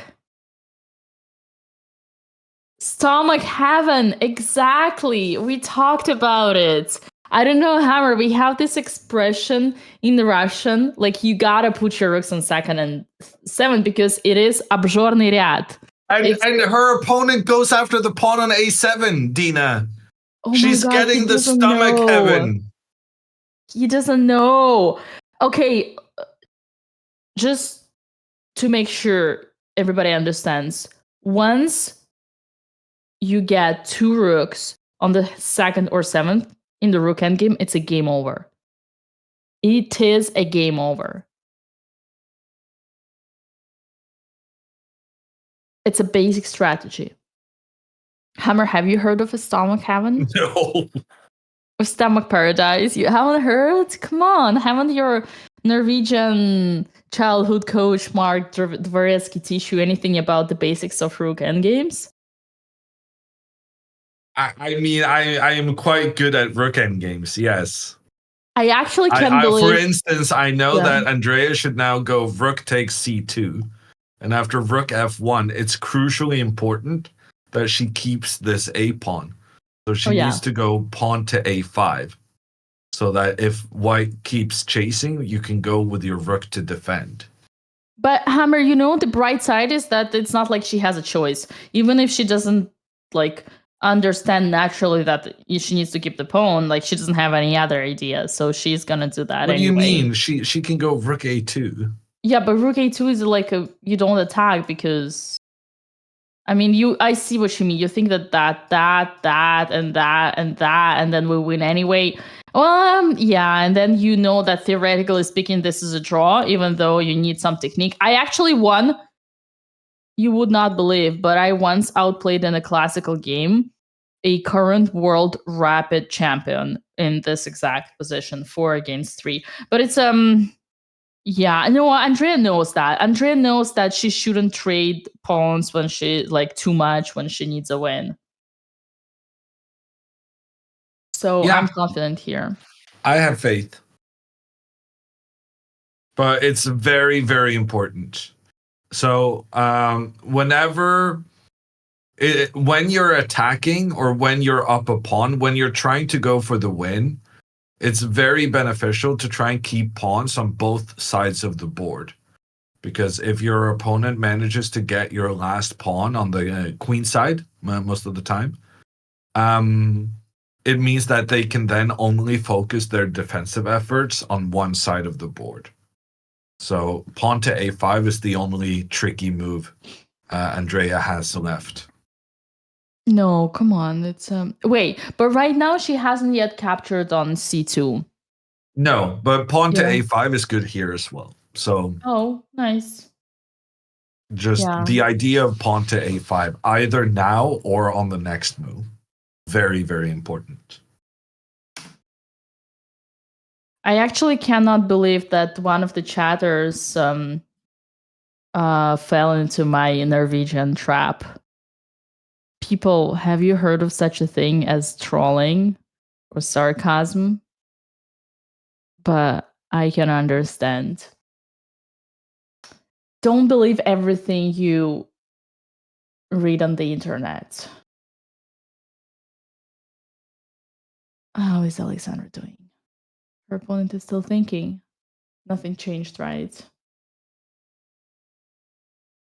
Yeah, I see the queen on d7. I think nothing changed. Well, so Dina, going back to Alexandra's game. Yeah. If rook to d8 now, do you give up the queen or do you go to a4? I think a4 might backfire because of some potential b5. But I'm more scared about queen f2. Ooh, you mean here? I see. You mean yeah. You know what? I would actually. I mean, I kind of agree with you that queen back is safe, but I am actually feeling also safe with 2 rooks. That being said, don't mind me. It's just I don't know why my hands are itching. I agree that taking the rook here is actually kind of better than in the earlier situation.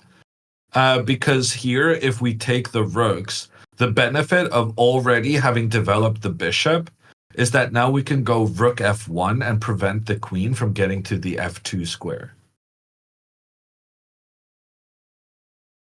But at the same time, now we also have to deal with pawn to f5, since the black pawn on e6 has already made its way into the game.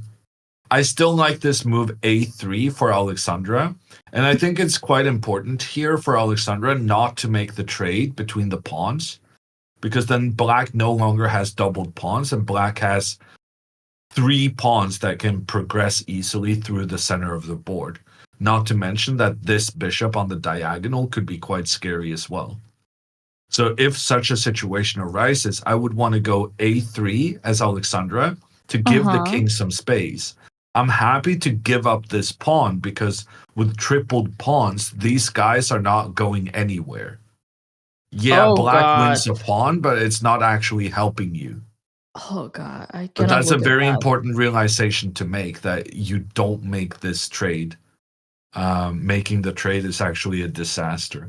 I'm a bit nervous about this rook to d8, Dina. I feel like this is an uncomfortable position to play in if the alternative was being up just a knight. Okay, but rook d8 was not played. Instead, queen to f2, and now we can go queen d3, Dina. We can get the queen back into defense, and then Alexandra is just completely winning.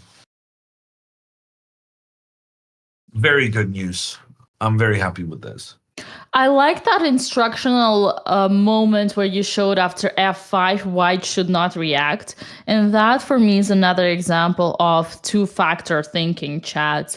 Because whenever you get challenged for a trade, you should always ask yourself, well, what would be their next move? What do they want? And great news happening on Andrea's board. Wow, she did take on f2. a5 is the important move, though, Dina. She hasn't played the important move yet. Okay, you're right. You're right. Okay, now she played it. Now you can celebrate. Yes! Yes! Yes! Let's go. Andrea with an Endgame clinic, taking down her young opponent here. Playing a very, very good game.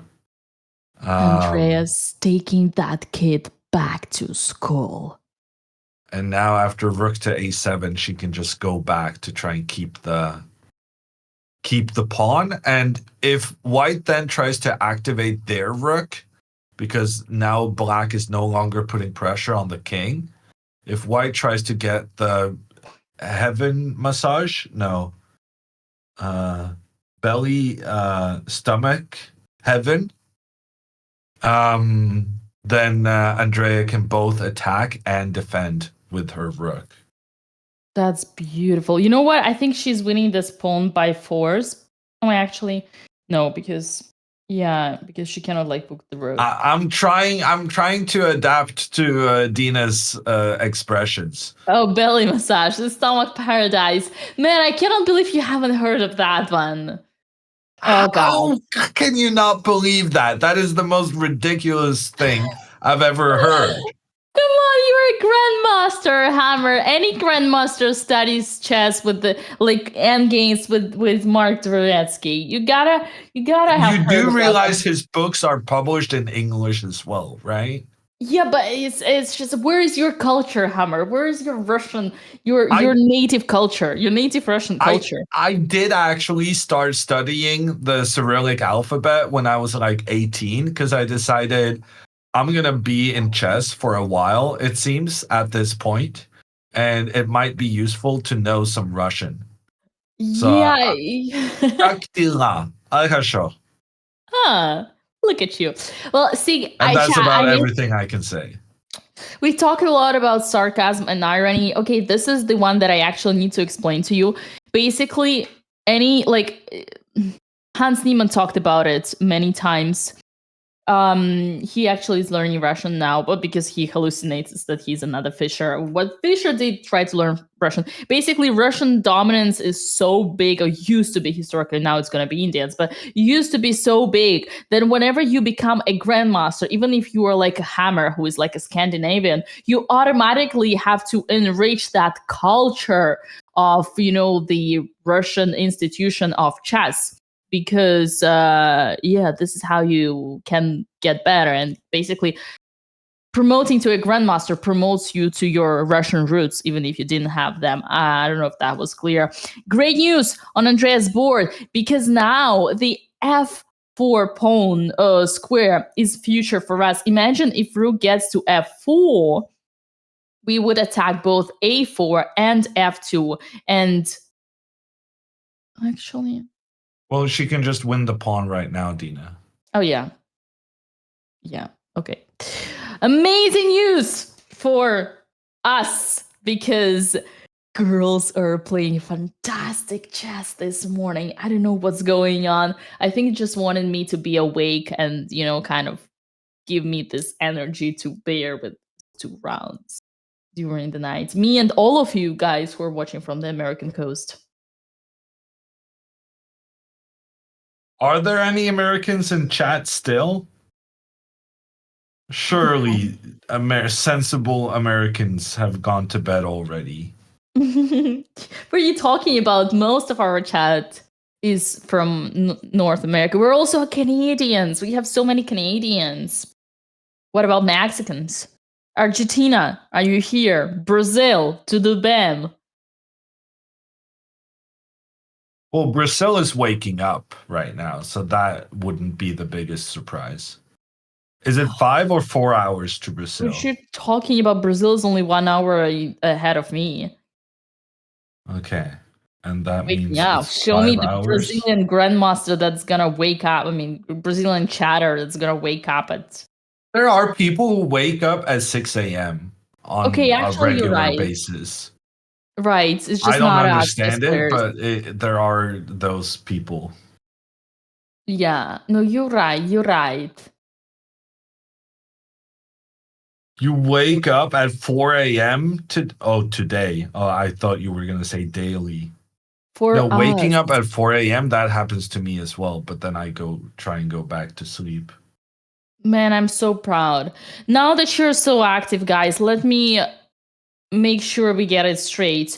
You know that this tourney is very special, because unlike on previous tournaments, we have partnered with Coinbase, and Coinbase is giving us $20,000 in giveaway for the entire tournament. Every single round, we're gonna have a giveaway. You shall participate by using the commands Ruffle and Coinbase. Fill in the form, use the email address that you have already for your Coinbase account, claim your $20 in crypto using the code BOTEZ20 when you do your first trade. And stay tuned, because if one of the sisters wins, that has been the case so far, you might get 3 additional prizes with $500 each. Remember, once you participated in the raffle, once you filled in the form, you are enrolled for the entire tournament. And man, I can bet the whole 20K that today we're gonna see at least one of the wins. At least one win. What do you say, Hammer? Yeah, no, I mean, if we don't get a win in this round, because it counts for all 4 rounds. That's what you were saying, right? Actually, no. But now that you're saying this, you're making my point sound even more strong, even stronger. But you said there's only 1 raffle today. Yeah, that's true. There's only 1 raffle today. But when I was clearly, saying, if one of them wins, either this morning or this evening, yeah, there's the bonus. I guess what I was saying, Chad, is in this round 4, I can guarantee that at least one of them is gonna win, just because I have so much belief and pride in my girls. That's why they're gonna win, because you believe in them. No, because their chess is great. Like, look, Alex just activated some inner engine, apparently because someone pissed her off yesterday with all these wall discussions, and Andrea, because she shows the power of her Russian endgame technique. Yeah, actually, I want to mention that Andreas' move, rook to a2, is even better than the rook to b4 I suggested. The Lol. benefit of going rook to a2 is that now white cannot move their rook to go into an attacking position, because then Andrea can go back to this attacking scheme with the two rooks against the f2 pawn. So Although I really like Andrea's approach here, just being very taking her time to capture the pawn. very, very solid. I agree. What might be overlooked here, not that it's relevant, is that I don't know what's happening after rook a5. Normally speaking, whenever we get a chance to have two protected passed pawns, it's a direct win. So practically speaking, I think it's going to be a win. This pass pawn is not as important than two, although we still have to kind of trade them. But yeah, two protected pass pawns are always the win in the end game. If we start with this one and you say the activate, I don't know, Hammer. We still have, yeah, I don't know about, I think Andrea's move is better practically because she shows that she knows the importance of keeping the rook on second rank. Yeah. And Andreas still has 59 minutes remaining. And they're approaching move 40, Dina. And on move 40, they get an additional 30 minutes. So, I mean, Andrea's going to have, after move 40, Andrea's going to have like an hour and 20 minutes, maybe? That's crazy. She's never had that much time before at that stage in the game. I don't think I've ever seen that. I don't think I've ever seen that. I don't know, maybe she just took her Adderall and just, or I don't know what's going on. Man, I'm impressed. You know what? Honestly, I think Andrea's time management is directly related to her knowing what to do in this or that position. So that brings me back to the fact that she just figured chess out. Andrea Botez figured chess out. And when she knows what to do, she doesn't need to think.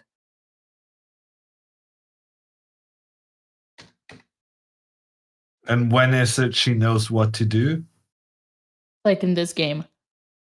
Yeah, in this game she had good prep. Are you saying she's only good when she's got good prep and prepped everything? No, Hammer. I'm saying that she learned chess strategy, mastered it, learned from her mistakes, and now understands how chess works and figure out all the, especially middle game and end game strategy.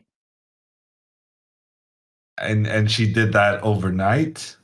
No, she did that throughout the last 3 months of playing in Europe. Actually, the last 5 months, because it started with Charlotte in January. She had played 6 games, all against kids, all in end games, and I have been watching her every game and telling her everything I would think about her.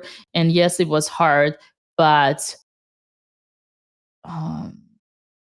rook on d1. Yes, it was hard, but she was listening. Okay, now we gotta take the pawn on a4, in fact. Why? Because on rook d7, we have rook f4. But why are we not playing rook c2 like we said earlier? So, yes, we said it earlier. This is not a debate between you and me. This is a debate between you and Stockfish. I don't want to get it between you guys, but apparently this is I don't know. You are the grandmaster here, Hammer. I mean, this is completely winning. Let me go here. Yeah, this is Oh, good. damn Engine it. says Engine says it's completely. Yeah, no, flawed. maybe because you get g5 and my pawns are not mobile. Yeah, I guess chat, but even king h4. So basically, chat, to win this, you need this. You need to remove this. You need to remove this to But no, it's but not easy here to I do. win, Dina, right? Because I can How? probably get g5. But there's the rook, like f6, but then g5. You go f5. Yeah, no, this is not good. Your king is in the shithole. Sorry. Yeah, you can. I mean, I don't know. I'm just telling you. I'm just a reporter here. I'm a Yeah, reporter of Stockfish. Unfortunately, it's yeah. But I don't think Andrea's gonna do it simply because she's not that smart. Um, meaning that this is a big hat. This is like, yeah, rooks on second rank. I think at this point, even though Andrea figured out everything, she's gonna think like, okay, well, this is a free pawn, and he doesn't have anything in return, so why to overthink? So in yeah, fact, I'm gonna try to save myself and say that Andrea is just gonna be a small brain and not big brain here. yeah. No, you make a very good argument. Yeah. Well, the chess things you said, not the other things. uh, No, because what I'm realizing is that after rook takes a4, threatening this pawn, and then pawn forward, I can still. No, sorry. I thought I can still do the attacks in from the side, but actually I can't. oh man. Maybe I can go like check and then g5, allow the white to double the rooks, and then I get the double rooks. Bro, what kind of a Check, GM are you? check. Oh, this is bad. Well, I was Yeah. thinking I get here and then I give checkmate next. I just missed that white would be able to capture my pawn. Lol. Yeah, no, maybe the Andrea's position is not as easily winning as I initially thought. Yeah. She did go rook c2 though. Oh my god. Oh my god. This is official. Andrea Botez is smart. I mean, man, she's playing a grandmaster level understanding of Brook Endgame. And yes, computer says it's not the best, but according to every single principle of how you play Brook Endgames, this pawn is completely irrelevant compared to the second rank pawn. Two rooks on the second rank, challenging the king and having the future potential to connected pass pawns, which is a win. So listen, yes, I might have been playing Job Gambit and being bit too mean, but in the end of the day, it turned out to be a compliment. And her opponent blunders, Dina. He plays rook to d7. Oh my god. And by playing rook to d7, he is getting this pawn on a5. We cannot prevent that. But now after rook takes f2, king to g3, Andrea has some ideas where she can try to checkmate this king. Starting with pawn to g5, which controls some very important squares here. And then after rook takes, she can maybe even just move the king up. And this comes back to the principle we were talking about earlier, Dina, that when white managed to go pawn to g5, it was difficult for black to win. But now in a similar scenario to the one we saw earlier, now the trade between the rooks are very good for black because we no longer have to deal with the advance of the white pawn. Dina, why is the computer saying black is not completely winning here? Yeah, I'm so confused. I feel sorry for you, Hammer, because all you're saying is correct, but yet it doesn't work out. The reason is after rook a6, you, even though you got the g5, you still cannot get the two No, but passed pawns because of this pin. And and when I go king f6, you go rook a5. Oh, that's nasty. nasty. Yeah, chat, you understand, I hope. Even though e6 is a passed pawn, f7 is not yet technically because there is this g4 guy. Once again, if only we could remove these 2 pawns off the board, then the position would be completely winning, but that's not the case. On a brighter note, the thing that just happened in the game is something that I wanted to predict, and I was late on that, is that even if computer says that all these things after doubling the rooks are kind of not the most precise for black, yet on practice, the hardest thing here is going to be to come up with the moves for white because they are on the defender side and it's always more complicated to defend than to attack. That's why we're seeing first inaccuracy. And that's why, Hammer and Chat, I guarantee you we're going to see more and more inaccuracies here after black. And that leaves me with a very, very positive thoughts about Andrea's game so far. I'm really surprised that some of these rook endgames are not easily winning. I really thought Andrea's position was like basically already done. But what these variations show me is that the drawing margin is rook endgames is very significant. And apparently not even with 2 extra pawns on one side, you can easily win. I genuinely can say that I learned something today. And now that I realized this, I also realized that the way for Andrea to win is just keeping both rooks on the board. And if she does that, she's going to win fairly easily. So I'm not very pessimistic on her behalf. In fact, I think she's going to win this without too much trouble. But at the same time, I do find it very interesting that the position was not as easy for black as I originally had thought. Hammer, I think we have something going on, something that blows up my mind. And I don't know if I'm hallucinating, but thank you, chat, for bringing this up. Looking at the camera, I don't see any f7 pawn. How is probably, I hope it's protected by it's hidden by the king. It must be hidden by the king, right? No, it must be. Okay, chat, you were actually, chat, it's your fault. You were hallucinating. And you put me under a bad spotlight. This is a live position right now, all right? Andrea, Alexandra just so moved. And Alexandra, oh my god, I'm so proud of her, Dina.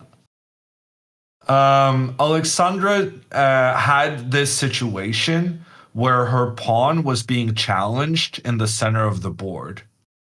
And we talked about this earlier, Dina, how when this pawn comes forward for black to challenge, it would be good not to make the trade because then black gets a clear path moving forward and undouble their pawns. Instead, she's letting this tension be. Although I'm not sure her move. She went rook to g1. I'm still terrified of this rook to d8 move.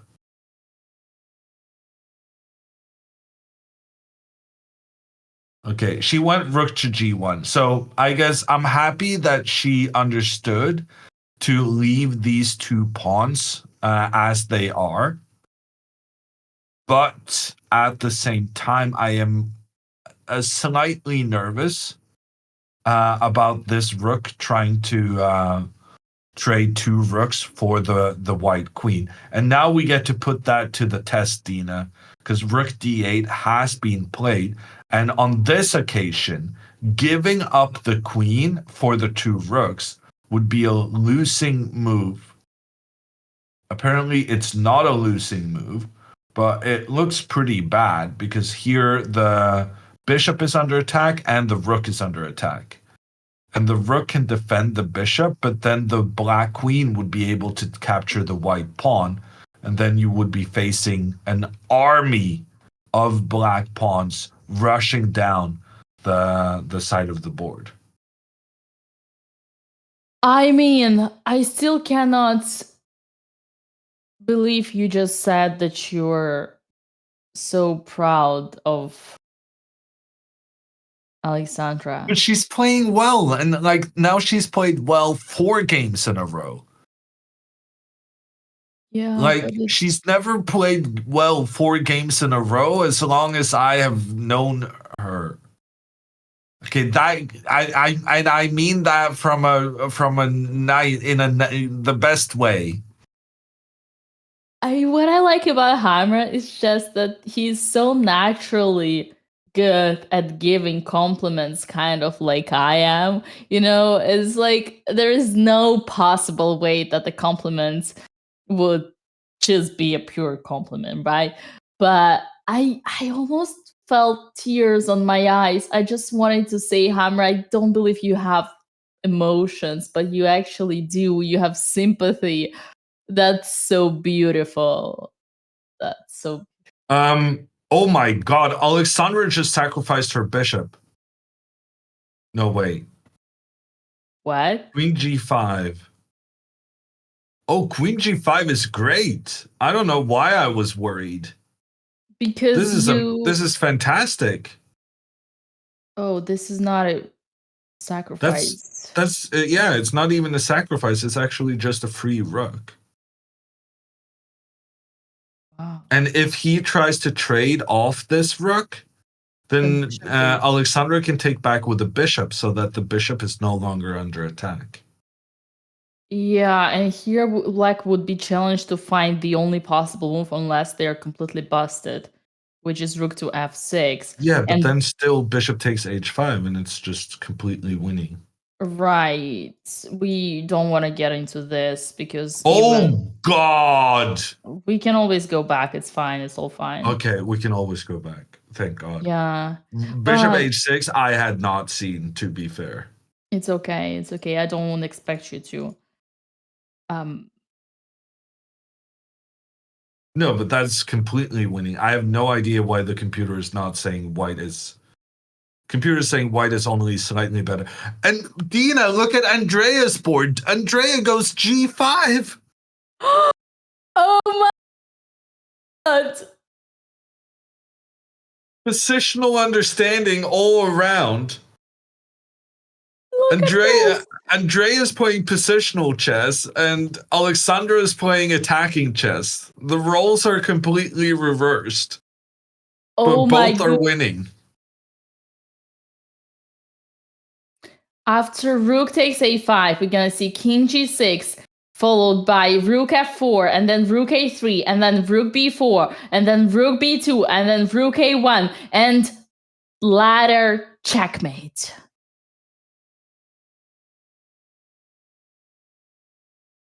And that's reasonably straightforward. The only thing that can disrupt that plan for Andrea is rook to d8, trying to go after the g5 pawn in this fashion. But Dina, this is beautiful. Then rook to b2, allowing the check. King moves, pawn is captured, check on the king. If the king moves to the left, we have checkmate on h2. And if the king moves to the right, we have checkmate on b4. Checkmate! Ladder checkmate in the middle of the board. Wouldn't that be beautiful? Oh my lands. So proud, so proud. I feel like this is a very emotional moment for both me and Hammer, because after only 2 hours in the game, we're seeing both of our students being with completely winning positions, completely dominating. I mean, technically not completely winning. And we can potentially go back to bed. We're so happy. That's most beautiful.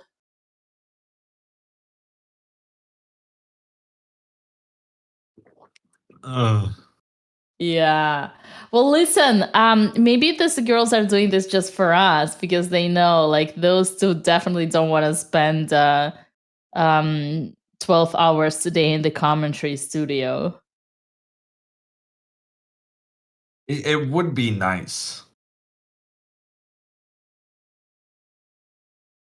And yet another raid. Thank you, Hannah, who is finishing her Australian shift with 237 people. Welcome all. We are now I'm not gonna guess. What time is it now in Australia? I'm gonna bet 9 p.m., 8 p.m., 8 p.m. Well, I mean, Australia is many time zones, so if you just go for the middle one. Right. Oh boy. Okay, Hammer, I think like this is a moment for me to make sure I have more space for extra coffee. Are you getting the ice cream? Are you celebrating the wins before they happen? What do you think, chat? The temptation is high. I But I need- I think if any day deserves ice cream, it's this day. But what if I jinx it? Can these positions even be jinxed? Haven't you heard a famous Russian saying? Haven't you heard of a famous, excuse me, Romanian saying? Don't share the skin of a unkilled bear.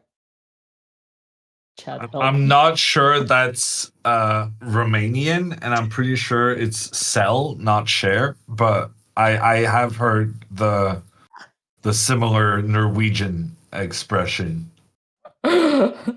Sheep. Okay. Okay, I'm gonna be right back. All right, chat. See you shortly.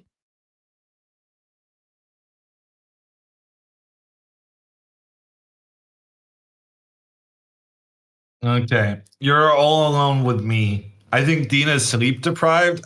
There's a fair chance. To be fair, I am also sleep deprived. I didn't. I woke up early and I was feeling restless. So we're all kind of on fumes a little bit. Very excited about the potential of 2 wins, but also very excited about the potential of getting out of here a bit earlier than what we were expecting. What tea are you drinking today? I'm doing the old school classic, the Earl Grey. So that's I vary. What time did you finish prep with Alexandra? So basically we could only find one game against the D4 that Matteo had played. And it was in this line. So we just, I told Alexandra that it's probably better to prioritize sleep and that she should just look over her notes in this same-ish opening that she used. Let's see. Andrea goes check. Then the king is going to have to move to the left.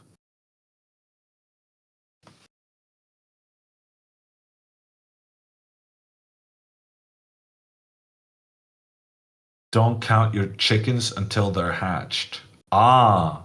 Well, actually, don't sell the bear before. No, don't sell the bear skin before the bear is shot, is what we say in Norwegian, which I think is what Dina was saying, unless she was saying something about sharing sheep. Is that how you interpreted it?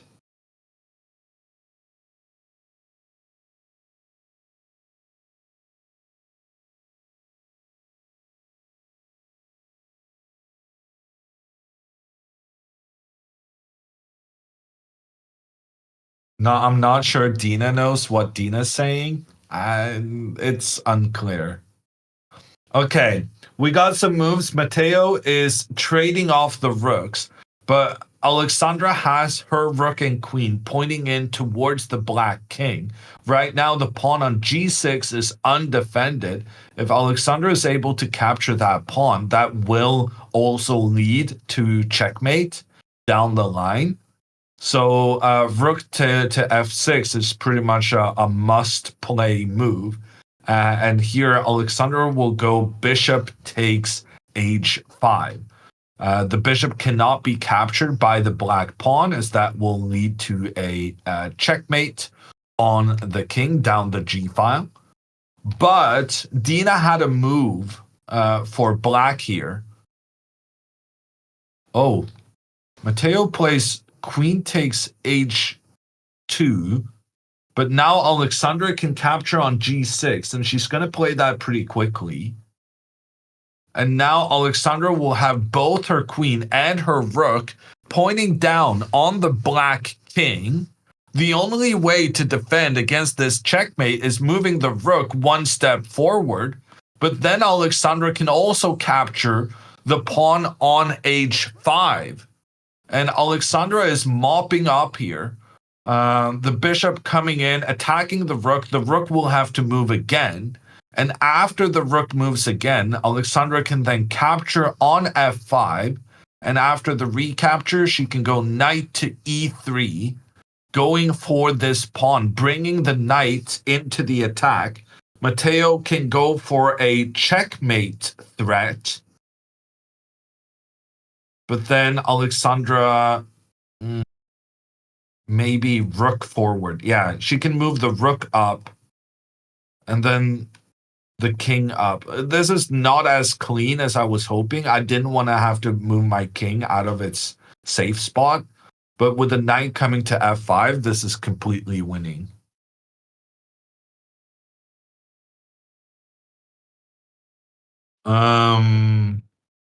And bishop takes h5 is on the board.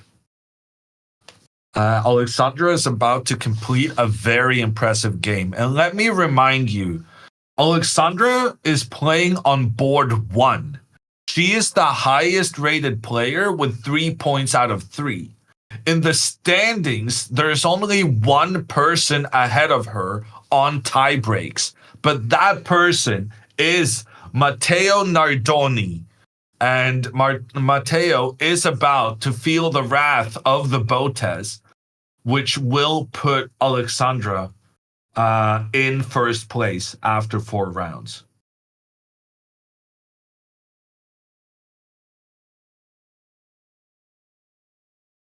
Matteo ran into the ugly wall. Unfortunately for him, that is accurate.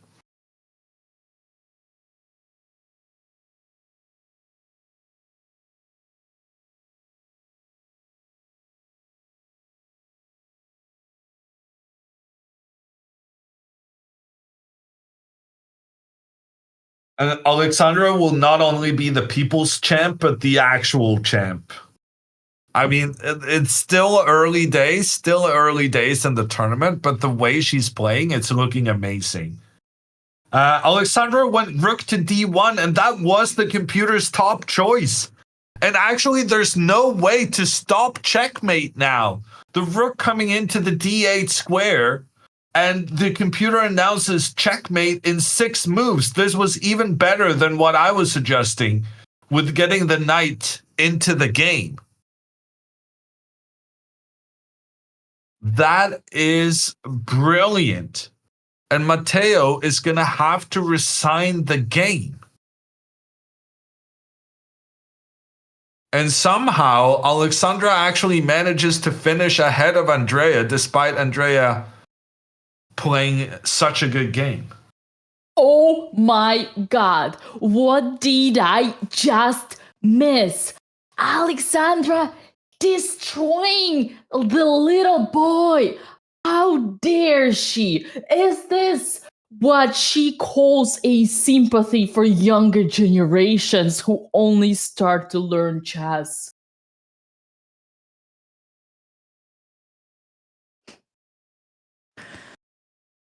Right, Hammer. I also am happy to see you back. I'm not back. I was here the whole time. I didn't miss a thing. That was a sarcasm. That was a phrase that I expected you to tell me to greet me back, but since you didn't, I just pretended that you did, but I mean, saying it on your you took the behalf. word immediately. What do you want from me? It's okay. It's okay. I am teasing you. Listen, we don't have time to fight here because so many amazing things are happening. Man, you know what that means. Alexandra checkmating her opponent is guaranteeing us extra 3 winners for the ruffle. And I was talking to chat how Alexandra now is going to take over the lead in the tournament. When this round started, there were 7 people on 3 points out of 3. So the maximum it can be for the next round is 4 people on 3 out of 3. But more likely, it's going to be like 1 or 2. Alexandra could be very, very well in the sole lead after this round. And he resigns. Oh my It's god. over. It's a win. Alexandra is officially 4 out of 4 leading the tournament. Huge win. Unbelievable. And also so well executed. Unbelievable. Pawn to e5 was a master stroke. And then I also like the fact that she kept this tension between the pawns. It's a very good game. Are we gonna see 9 out of 9 for Alexandra Botez in Sardinia International Chess Festival? We're allowed to dream. I like how you're on my side secretly, saying that this is not possible, but yeah. In the meantime, Andrea is chasing her opponent king, pushing it all the way back to the corner. Are we gonna see another checkmate here? Andrea's gone back and forth now once. But now she moves her king, so there's no longer going to be the same position 3 times.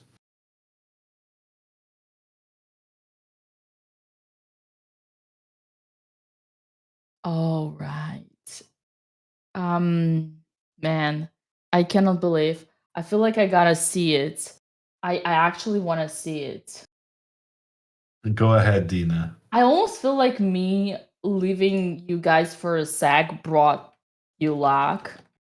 So after Queen G5, there has been Rook to D1, Bishop to D1, and Bishop and Queen to H2. Seriously?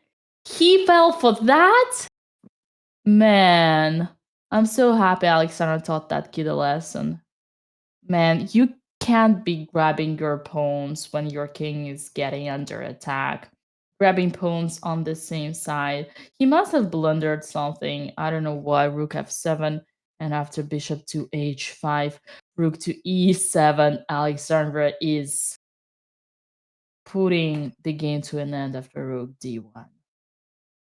D1? It was e takes f5. E takes f5. Knight to Well, e3. she went rook d1, which was even she better went than rook d- this. Oh, This was my boy. analysis. That's a complete devastation here. Man. GG's. GG's. Perfectly executed. Impressive play by Alexandra. I am just wondering what's the performance gonna be like. My guess is like 2600. Well, you can't really calculate rating performances when you won every single game, but she is gaining quite a lot of rating on this, and I bet she's making up for a lot of the rating lost in the previous tournaments. Well, Hammer, see, you crushed my fake compliments that I was trying to give and the fake flatteries. Yeah, it is gonna be a beautiful tweet if you make a screenshot of your performance. But yeah, when you're 100%, your performance is obviously not as objective, but who cares? Who cares? I can tell you as a fact that Alexandra is so obsessive that she checks her rating performances after every single, like plus and minus, gaining and losing after every single game. So let me tell you, tonight is going to be a good night for her. I mean, this lunch is going to be a good lunch for her. Oh, yeah. Andrea's opponent played rook to a7. So he's Okay. targeting now the f7 pawn. But that is a huge mistake. Okay, why? Apparently there is some unclear to me yet. Rook to e2, and if you push the pawn to e5. Well, here you can just take the pawn, right? e5? Seriously? Oh, wow. It's e5, e4, ready. taking control of the f3 square so that you can checkmate the king. It is a checkmate incoming. Okay, but that's kind of sick. Like that is. She's gonna see it. You She's think always so? looking. Yeah, of course. She's always looking for the king. She's gonna find it. Plus, you know what, Hammer? Andrea learns from every game. And her previous mistake in the game was that she would not push the passed pawns. So she's gonna do better than that. Well, what I will say is that after rook to e2 or rook to c2 for that matter, or even rook to b2, any of these moves, what they have in common is that if then her opponent tries to go pawn a5, she can go rook attack pawn, pawn continues, and rook attacks pawn. And this will win the game for her because if the rook tries to defend the pawn, she can do a checkmate on the king. Yeah. I hate to let you down, but apparently neither this nor that works for the reasons that I don't know yet, but I'm gonna figure out together with Well, you. I did notice there was rook f3 there at some moment, which is why I kind of hesitated. But after pawn to a5, rook a5, and rook a3, Oh rook no. f3, I feel Yeah. like we can get away from this somehow. Yeah, we should probably not get into these details because here, like, forget everything I was saying. This is still winning, the same idea. So there is some rook randomly somewhere, and then there is this one, and then there is this one, and then there is. Okay, we don't want to. Yeah, I don't want. For some reason, Hammer, you should know better than me. Yeah, okay. Well, never. Doesn't matter. Andrea's gonna win. That's the conclusion. Well, I mean, I think the plan of going pawn e5, e4 is not very natural because the pawn on e6 is quite important to stop checks on the king in from the side. Pawn to e5 would also disconnect the pawns from protecting each other. So to me, that doesn't make a lot of sense, which is Right. why I'm trying to instead just double check that we still have other winning plans in the position, such as the one where the rook goes after the white a pawn.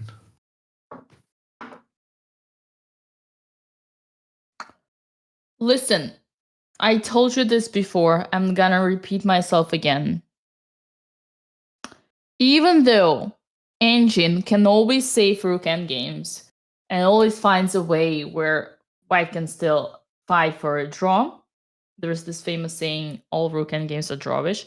It applies only for tile players.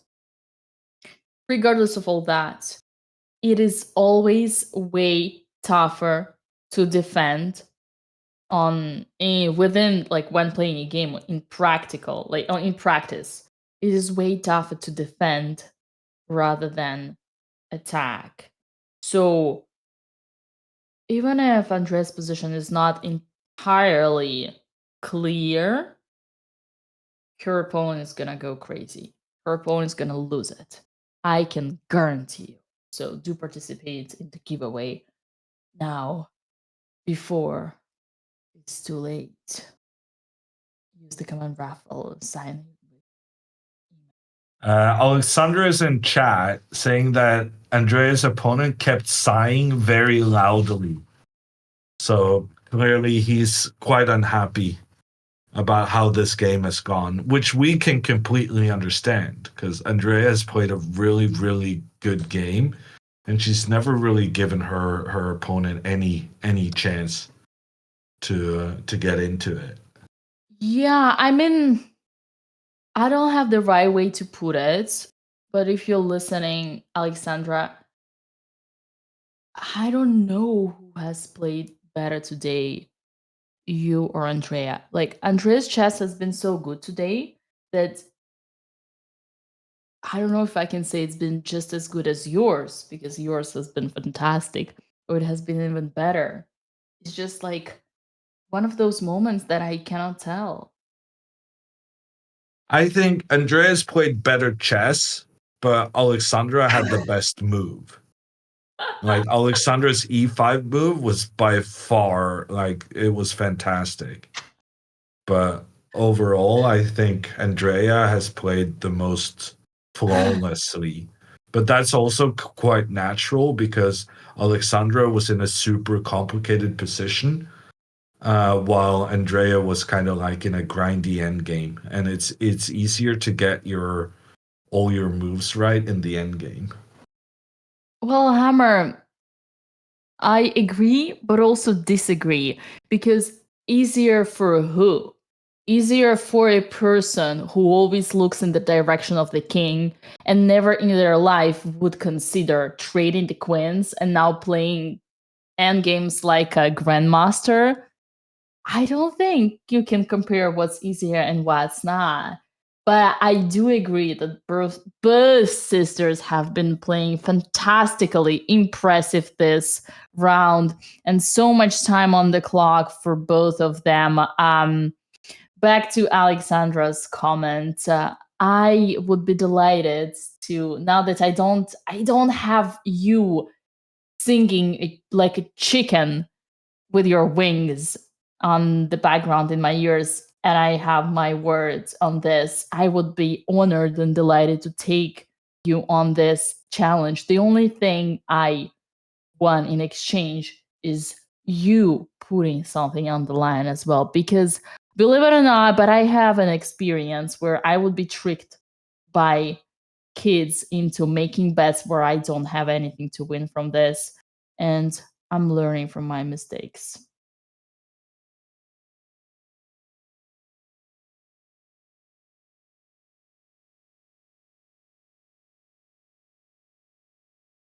Do you have anything to add to that, or are you happy with what you said? I shouldn't put something on the line for a bet. That's impossible.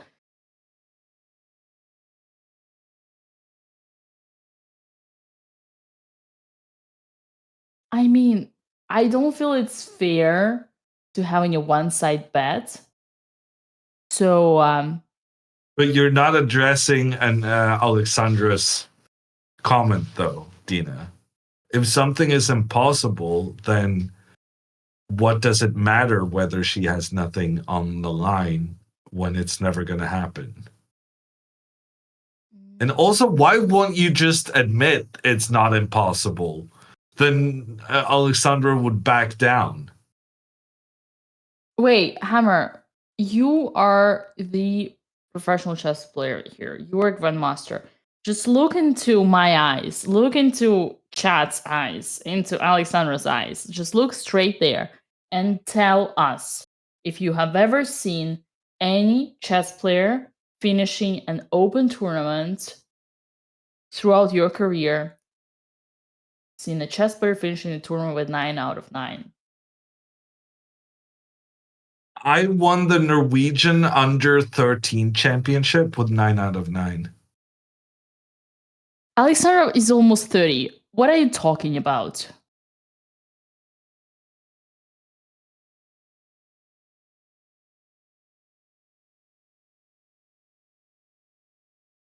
I also won the Norwegian under 11 championship with 9 out of 9. Well, listen. Chess has no age. So, yeah. I would love to see Alexandra playing the Norwegian under 11 championship, even now that she's 21. Yeah. No, I understand the point. I stand strongly with this is impossible, but I'm slightly worried that I'm getting scammed. By the way, don't forget to join BotezLiveChess.com club because BotezLive is gonna host weekly arenas for the community with various action happening. If you want to participate in weekly tournaments and arenas and community engagements, you want to join the club now because this is a good place to be. And I also count strongly on each and one of you for having looked at the recent YouTube video that has been out there. Both sisters have been testing the one and only Grandmaster Daniel Naroditsky for his worth. Here is me trying to save me from my holes.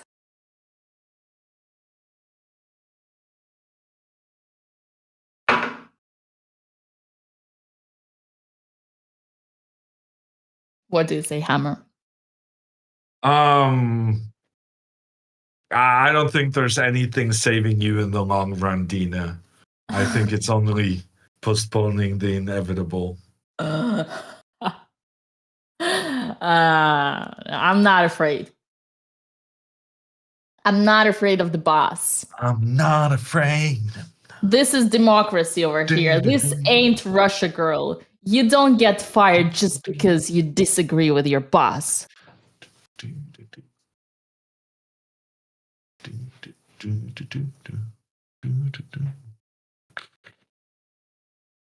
We're a bit delirious. It's mainly because of the 9 a.m. start, which was a 3 a.m. start for Dina. And we're approaching the 4th hour of play. We would really, really, really appreciate if Andrea could just win this somehow and we can go back to sleep. But until that happens, please be kind. Oh, and Dina, wow. Oh, I just realized this rook to g1 move that Andrea played is actually kind of scary because now she no longer has the checkmate in case of rook to f3. So by playing rook to g1, I think she's basically trying to trap her opponent into playing rook to f3 because she's planning a very sneaky pawn to f5.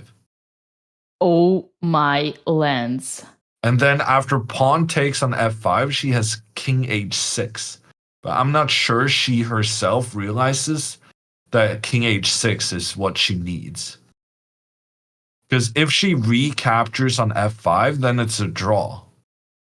Rook check, king moves, rook takes pawn, g4 is checkmate, but you're not allowed to play g4 because of the rook pointing in towards the king.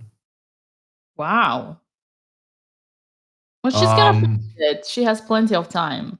But here, king h6 is brilliant because if the pawn then just continues capturing, we'll have g4 with the double attack. And not only the double attack, we also get the two rooks working together for the checkmate along the edge of the board.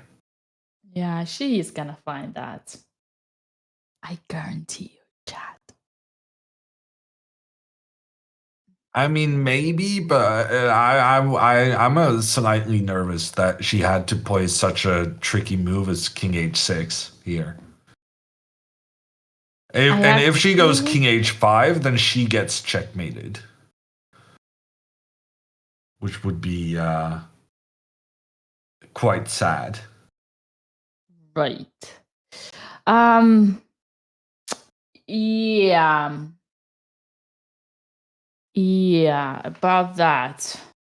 Man, I still can't believe that Alexander won in 2 hours. It's actually like a row with a 3 out of 3. I think Andrea playing rook to g1 is indicating that she knows and she sees that. Well, I don't discount that she sees f5. I'm just not sure she realizes she needs to go king h6. But I think here we're in a very safe situation, Hammer, because even if she does not, and that happens on the board, we are gonna see. Okay, she's gonna see it anyway, cause it's just it just takes. Up, rook f3 happened on the board. Okay. Rook f3 is, according comes. to the computers, a big mistake, but it's completely dependent on Andrea finding this king to h6 move.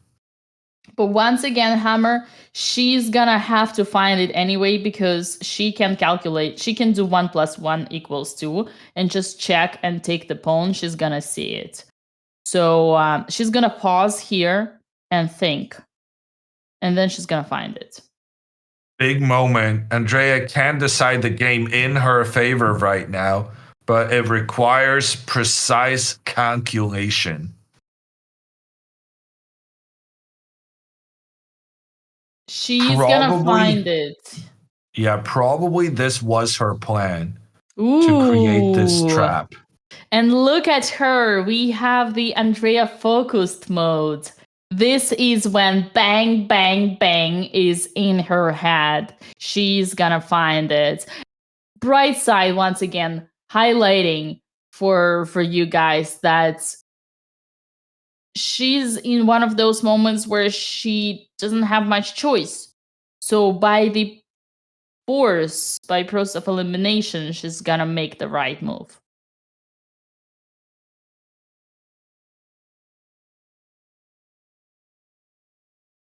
Here's hoping. Bang, bang, bang. Let's go, Andrea. You are right. Don't doubt yourself, girl. You have it all figured out. Did Alex win? Not only Alexandra won, but she also smashed her kindergarten opponent in 2 hours only, showing a complete dominance and heading over with 4 out of 4 towards the leadership of this tournament, which means that automatically we get not 1 but 4 potential winners by tonight of our raffle. $2,500 today for giveaway. Don't forget to join the raffle. Use the command Coinbase and raffle, fill in the form, use the affiliate email address that you have already with your Coinbase account. As you guys know, Coinbase is the sponsor for this event. $20,000 in giveaway. This time in Sardinia, we are having a good time. Coinbase is your best way to store and trade crypto. Man, I can't believe I'm so dramatic. I can definitely believe it, Dina. It's in your blood, I'm sure. I mean, it only makes it easier when I see you being so taking your time explaining lines, and then it's like it inspires me to be even more dramatic.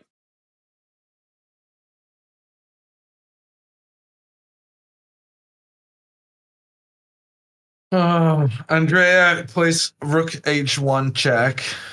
This is making me nervous. Is she gonna go back and forth and then go this f5 plan? I think so, yeah.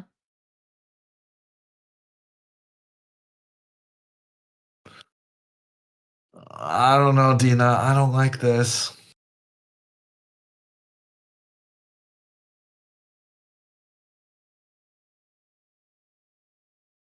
Well, she just learned from Vladimir Borisovich, always repeat.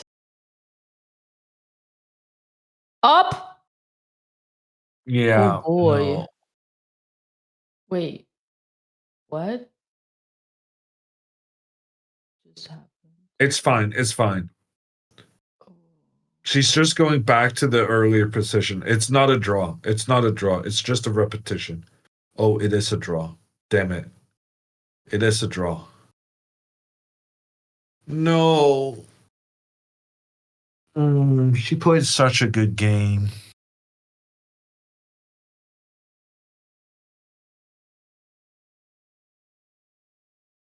I think she Yeah, blundered that he can that's take with the other unfortunate. rook, and she just saw it. Look at her body. No, I think she just won. I think what happened is that after check, she just saw this, that she can check the king and take the rook. And she forgot that the king now is attacking the other rook, so if you take, you actually lose. If you take both the rooks, then white wins because they have this pawn on the far side. She forgot that her rook was going to be hanging at the end of that variation.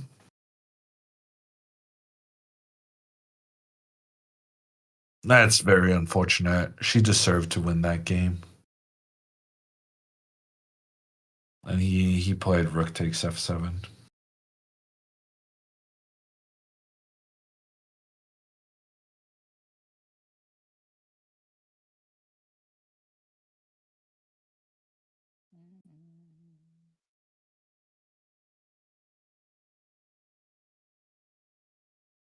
He was 2 moves away from the win there.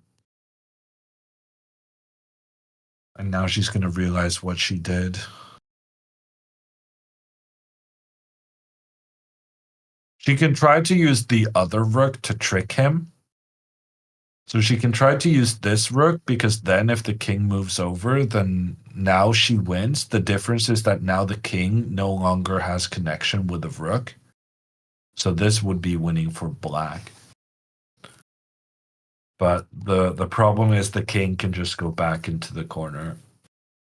And then we have nothing better than just going back and forth. Oh God. What are you feeling, Dino? I feel heartbroken. You're not the only one. I think Andrea is going to be very upset after this. She played a perfect game up until this point. Yeah. The worst part about it is that she's gonna say, I hate chess. Yeah.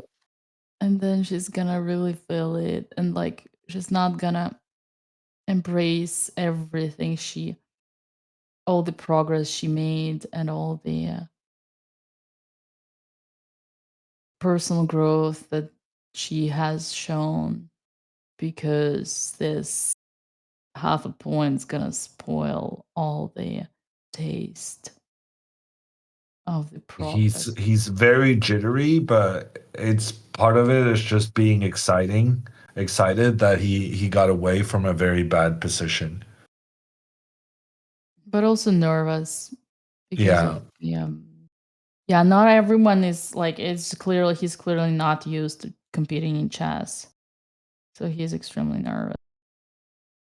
Well, I don't think it has to be that. Like, it's not every day you play in front of a camera.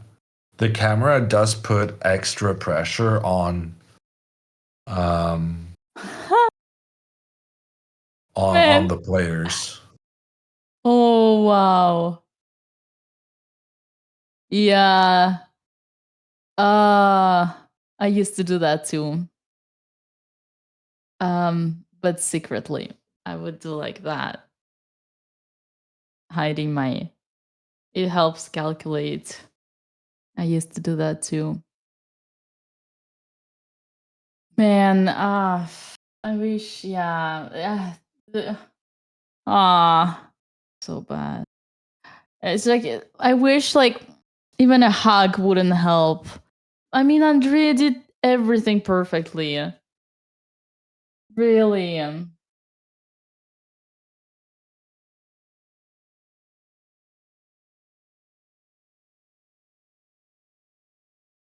And this is the classic thing you do, right? You make a mistake in 5 minutes, and then you spend 30 minutes trying to figure out how you can correct your mistake. But then Yeah. it's too late. And that's why time management is so difficult, because you don't necessarily realize you should have spent the time before you're in trouble, and then you end up spending the time anyway. So it would have been better to spend more time earlier to avoid the troubling situation later on. Yeah.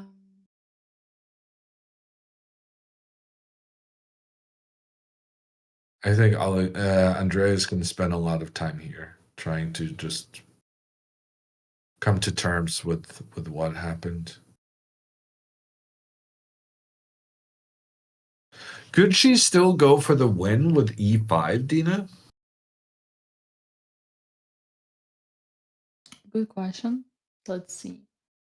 The problem is after e5, something like But the rook white doesn't f5. risk anything. They can just check. Oh, actually. They definitely risk something. Oh.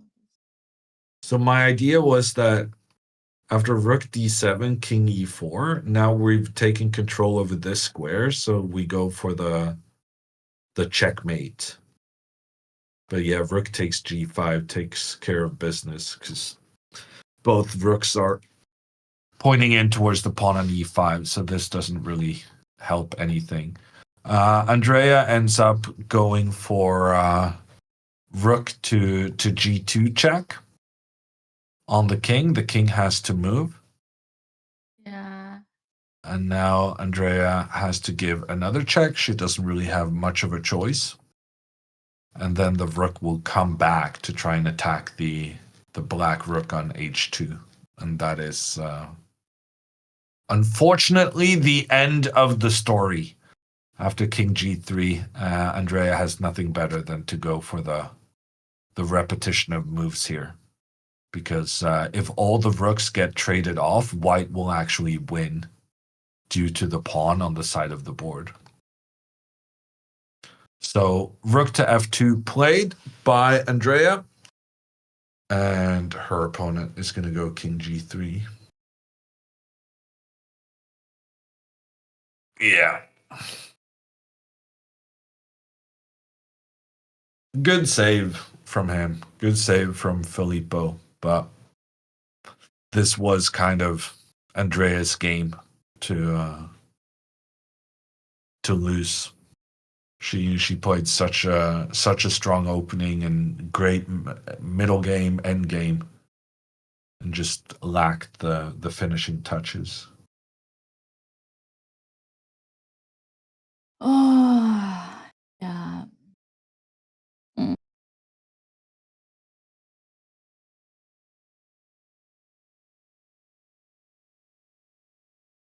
I mean, we've been there so many times, right, Hammer? So many times. It's just part of the journey. Yeah. Even when you play perfect chess, there is absolutely no guarantee you don't get a stupid blunder and throw the Oh, game. I'm terrified now, Dina. She took the rook. Oh, she's not gonna. No, she's gonna calculate. I think she's just gonna put the rook back behind. This is actually, I think this is her best chance to win, even though it's dead Yeah, no, draw. you're right. You're right. Because she And at then least rook. she showed the also another beautiful personal growth here, Chad, is that rook behind the pawn is stronger than the rook in front of the pawn. And it's a massive difference.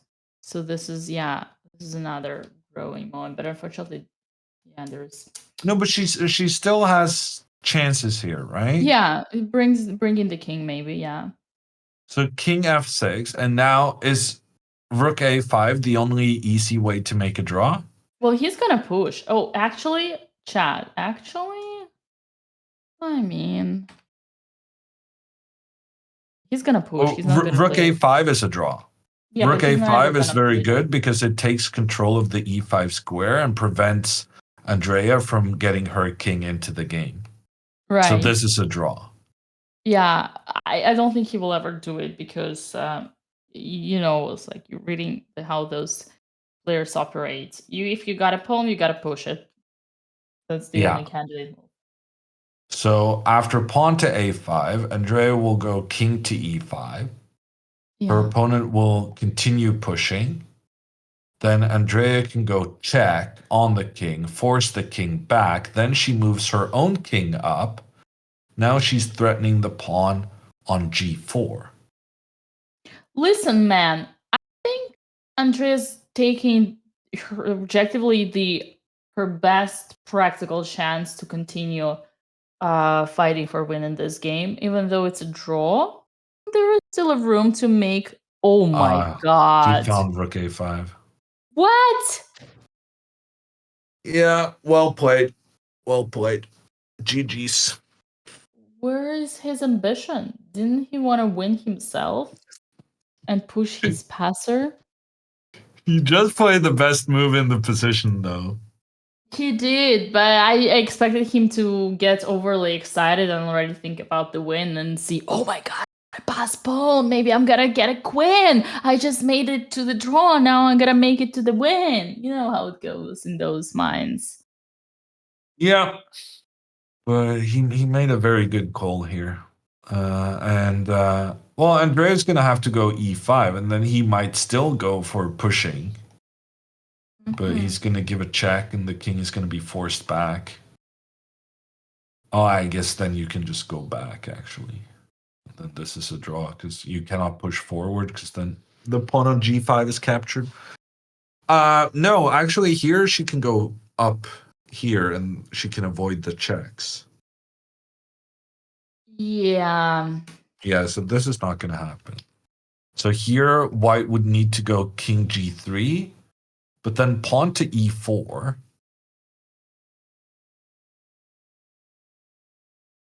Like, oh yeah, I guess the king can just go back. Yeah, you're not getting anywhere.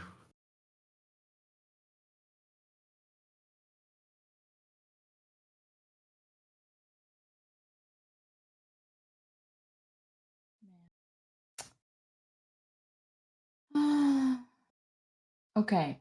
You know what? I was actually telling you guys how me and Hammer have both been so many times in this situation, how cruel chess can be, and how many times we've been there having a perfect game and then nothing can protect you from blundering.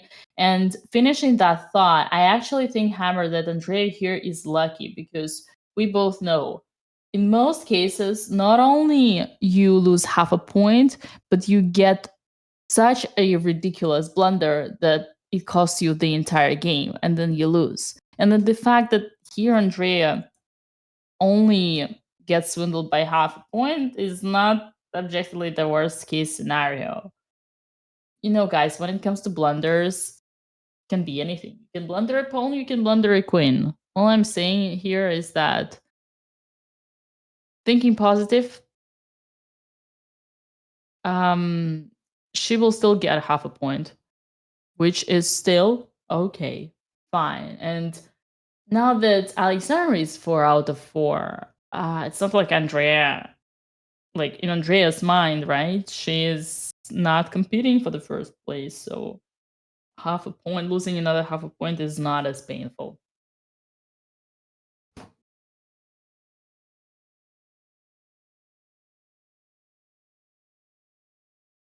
And just a warning to everyone making rude comments about the kid, you are getting banned like crazy in case you're not noticing what's happening in chat.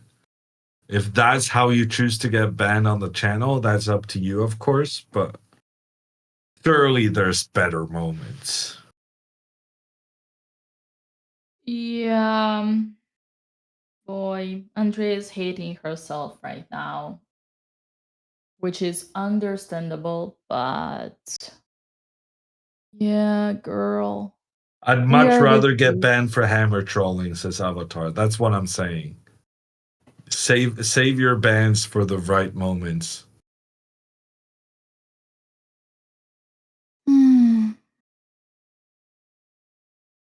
Live board, please. Oh yeah, sorry. My bad. Not that it's gonna change anything, chatter, but here you come. Live board will not bring you the win for Andrea.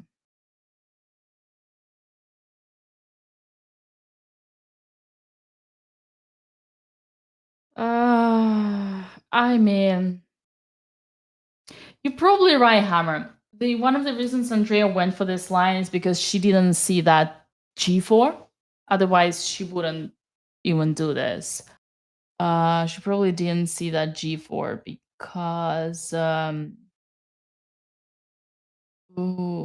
she was like, wait a second. I was planning to play F5, but I see now that it doesn't work because there's a check and he takes the pawn. Yeah.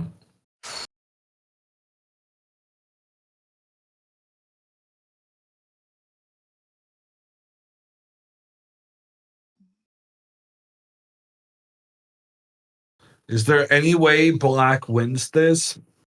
I don't think so. I don't think there's any way whatsoever that black can win this.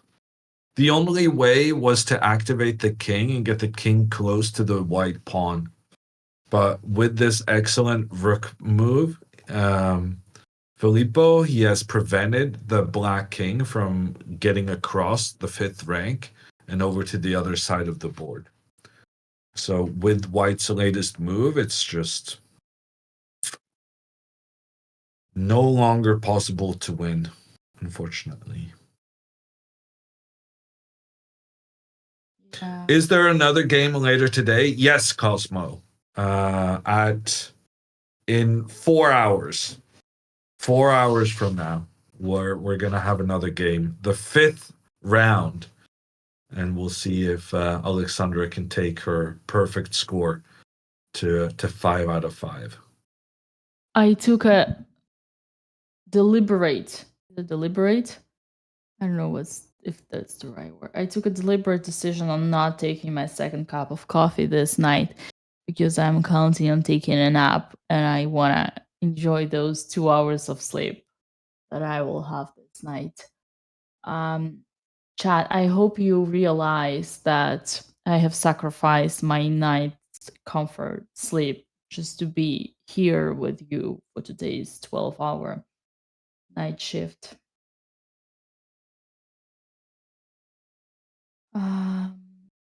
Yeah, man.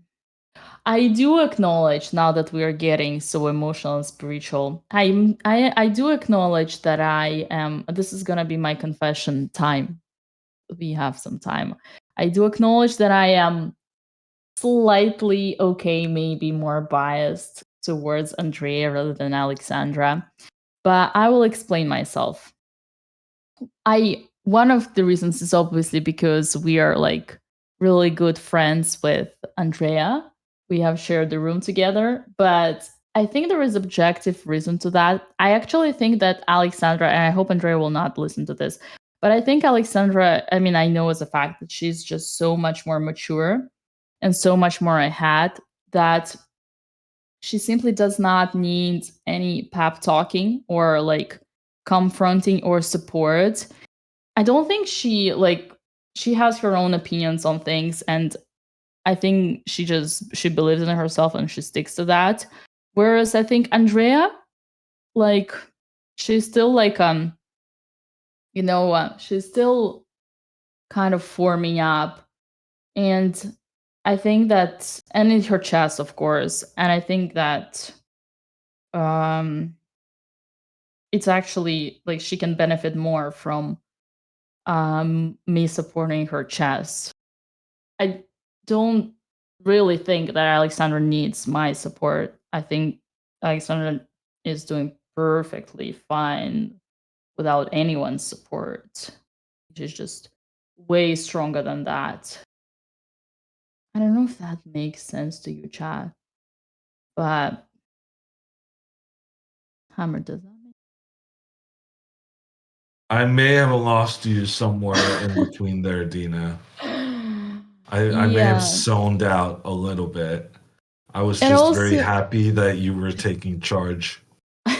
of the Made me kind of close my eyes a little and just listening, yeah.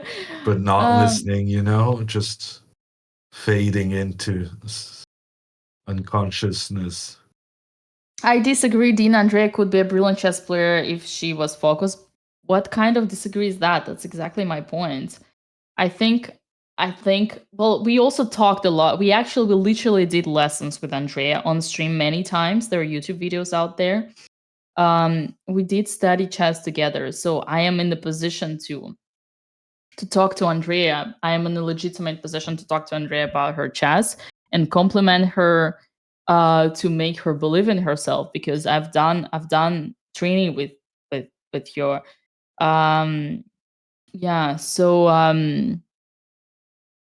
I completely agree with that. But I think Alexandra already knows everything. She knows she's talented for chess. She told it herself many times. She literally tried, hesitated going professional in chess after the college.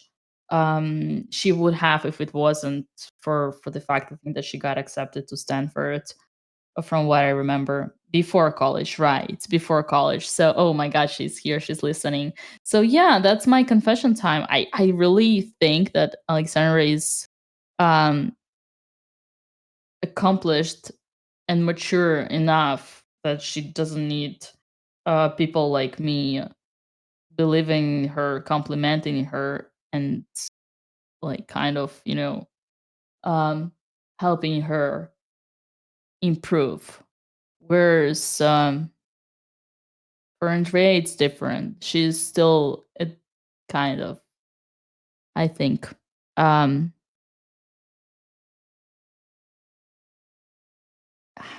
yeah. You need Dina compliments too. Aw. No. Aw. Yeah. Also, somewhere deep inside, there is a possibility that if I get very toxic towards Alexandra and make all these kind of bets that you're not gonna win all the games, it might only fuel Alexandra's anger and character so much more. And in fact, it could be my long term friendly plan on actually unleashing Alexandra's potential and making her angry so that she has even more desire to crush everyone. See, I wish I had come up with that excuse a couple of years ago. uh, no. I mean, we talked with this about this with Banzea. Actually, we clearly agreed on stream that both sisters are extremely talented for chess, because it's crazy how with the zero amount of time that they spend on chess off tournaments, they can be so good.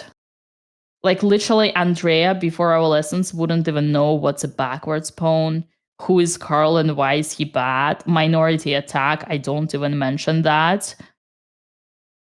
So yeah, it's like it's clear without a doubt that both both as I have extreme talent for chess, and obviously we do want to support them in whenever they get back to the board to competing, because they obviously have a huge potential, and this tournament is only showing that.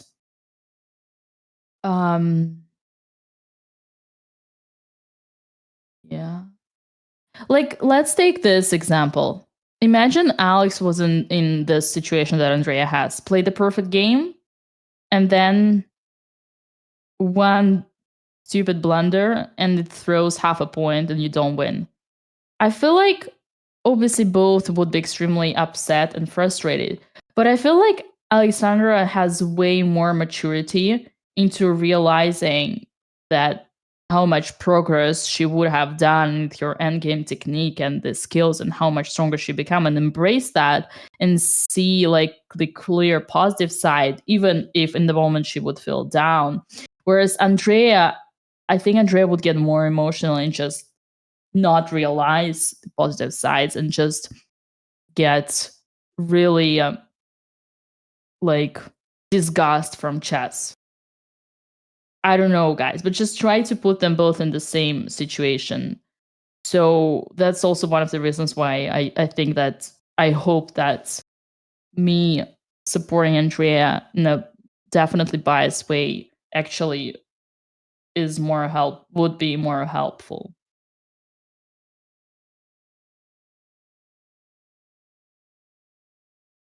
Go on.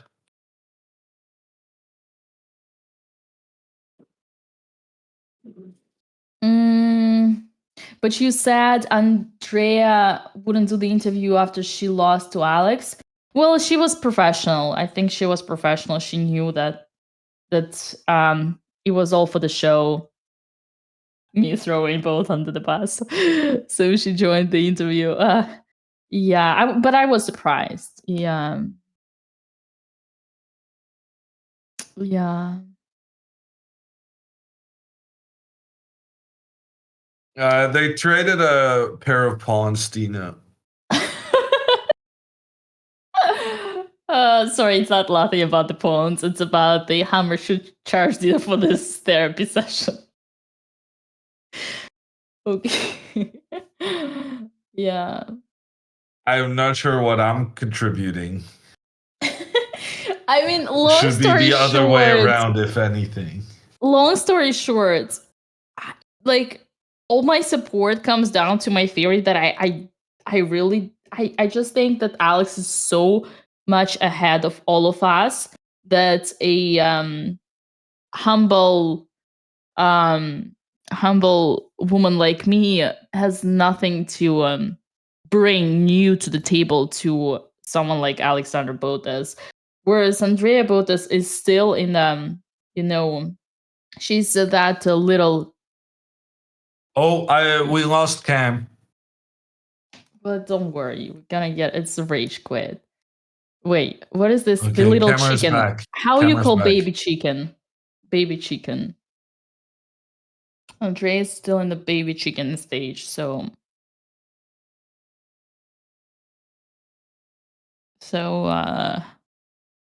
yeah. Chick. Yeah. Pigeon. Yeah. Maybe part of the reason is that I also don't dare trying to coach Alex. So that's why. I don't know. Is she a bit scary?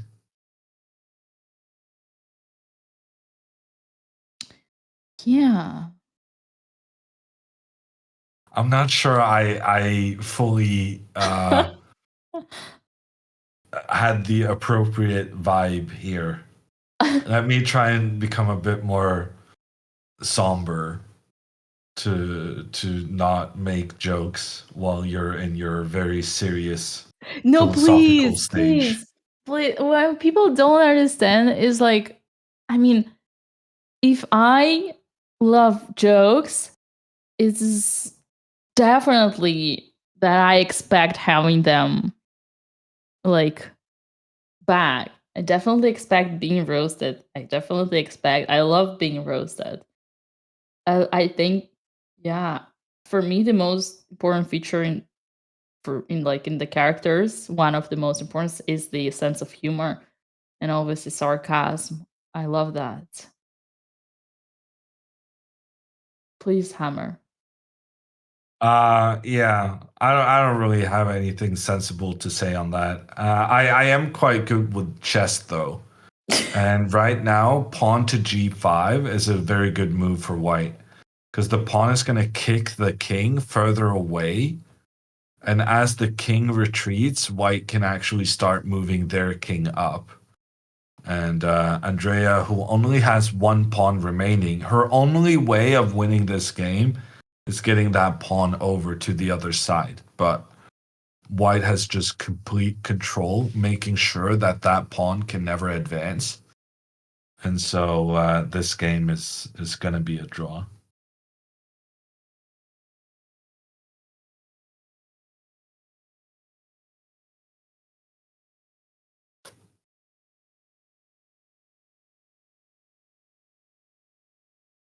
Yeah.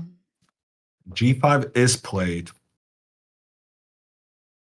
He got one opportunity, but he's taken it with everything he has. And right now, this game is going towards a draw, which is a very, very disappointing result for Andrea, who played a really good opening, a really good middle game, got into a winning end game, and was frankly executing that quite well too. And it's just one bad move ruined everything, and that is the sadness that is chess. One bad move can ruin everything. There's some people who's the analogy to, for instance, soccer, the world's most popular sport. In chess, you can be up 5-0, the equivalent of 5-0, and still make one mistake to lose the game. And that's quite a big distinction between chess and other sports. Is that you get a lot more punished for your mistakes, even when you're completely winning. Yeah.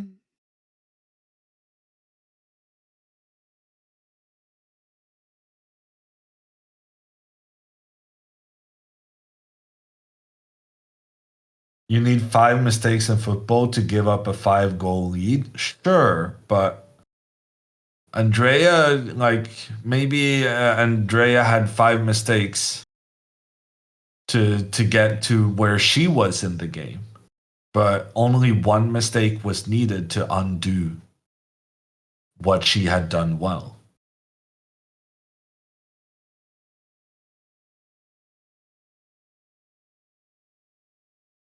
Why is this game so early? They're having 2 games today.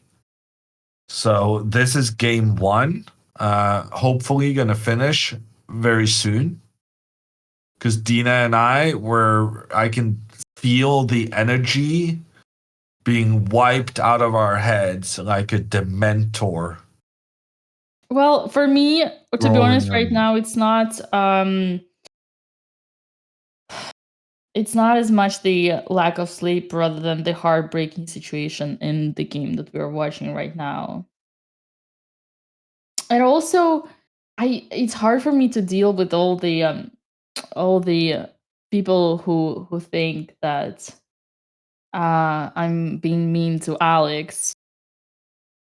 So I'm actually currently dealing with that and trying to find a way how I could express myself in a way that the world would understand that I am not Alexandra's enemy here, but rather a friend who respects her more than anyone.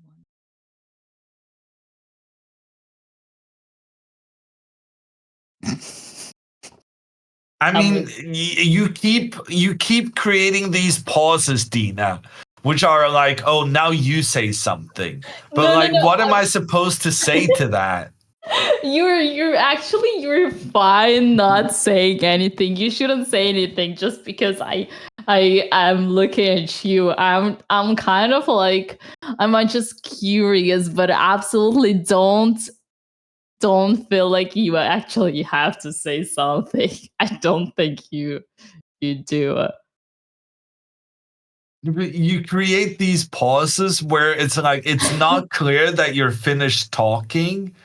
And it's also like if I start talking about chess, then I might come off as a bit insensitive to the sadness that you have just relayed in your story. And I don't know how to deal with it. You need to summarize your stuff at the end or something, not just leave it hanging mid-sentence. Well, sometimes you should bring chess because I don't know myself if I have finished those talks or not. I'm just going into these deep dungeons of emotions and human relations that are very, very complicated. That so definitely bringing on the chess part can be a way of breaking the ice.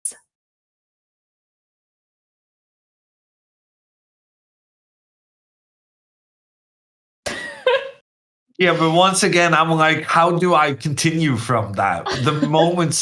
These moments where you choose to stop, I have no idea how to. I suggest don't overthink it. Just go whatever you want to But say. how do I go directly from that into, oh, and now on the chessboard, what we have is blah, blah, blah, blah, blah. You just bring it on. Just bring it on. Just don't even look for transitions. I think it's even more hilarious when I am flying in the clouds and you're just like, okay, let's talk about what really matters here. So yeah, Haber, I just bring the moves straight away. Okay. For me, the biggest challenge is actually the opposite. Is I have this flaw that I interact people, and also sometimes like because we mostly listen to each other rather than see, and we're on a call, like sometimes we both kind of start talking and it sounds like we're interrupting. So for me, I'm actually not worried about pauses at all. I Yeah, embrace okay. pauses. I will embrace. Sorry, I don't know what I'm saying. I will embrace the awkward silence. Yes. I think it's important. I think it gives people less headache when there is a silence rather than when I talk.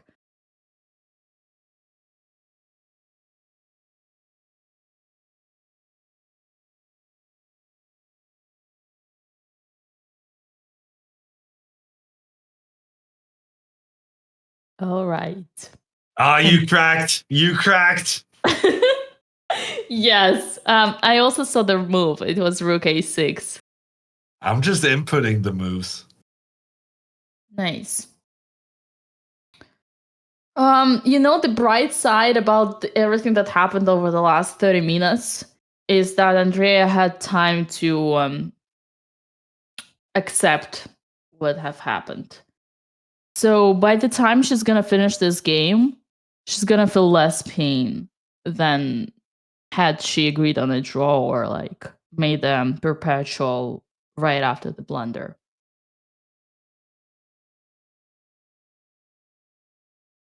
I don't know if that's true, but I do sympathize with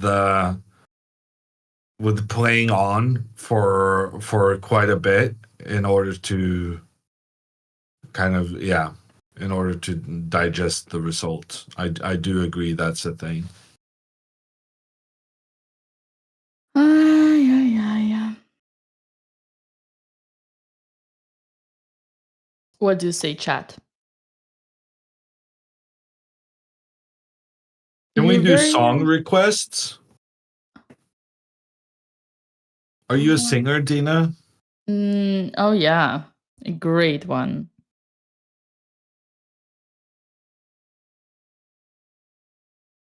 The greatest of them all. Ah, ah.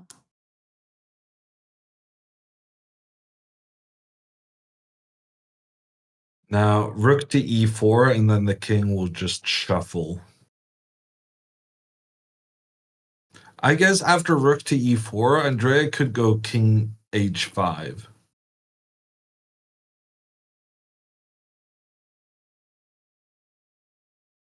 And then she'll actually win this pawn, I think. But even if she wins it, it's not going to be a big issue because white can always just go around.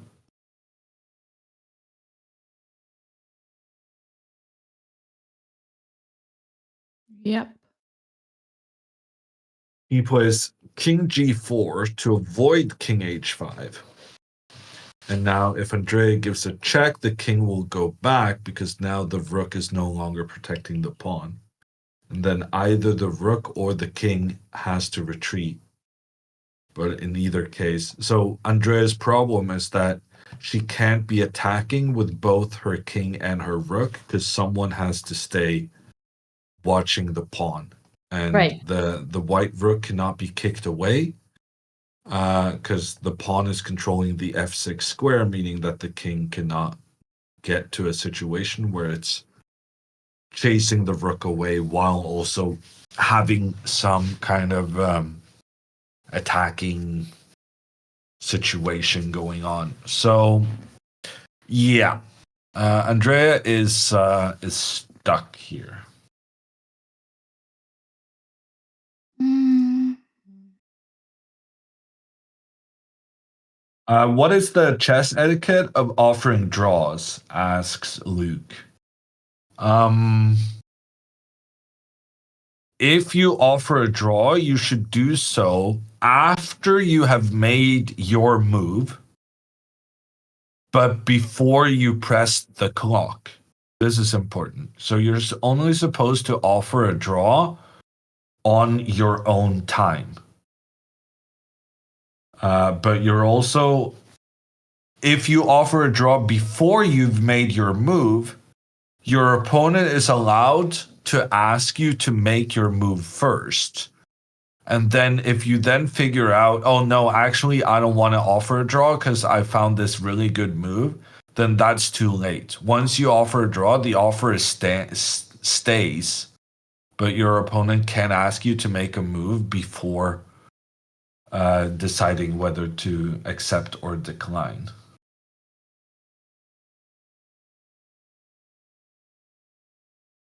Andrea already offered a draw? Really?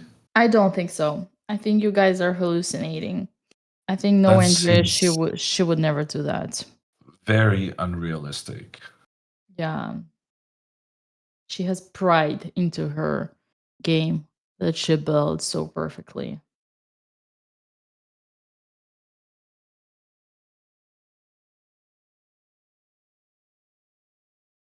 No, Alex, wait for us. What? Nah. I think they're going to be done very soon, Alexandra. And we don't have the 10-minute countdown because we're doing that after the second game of the day.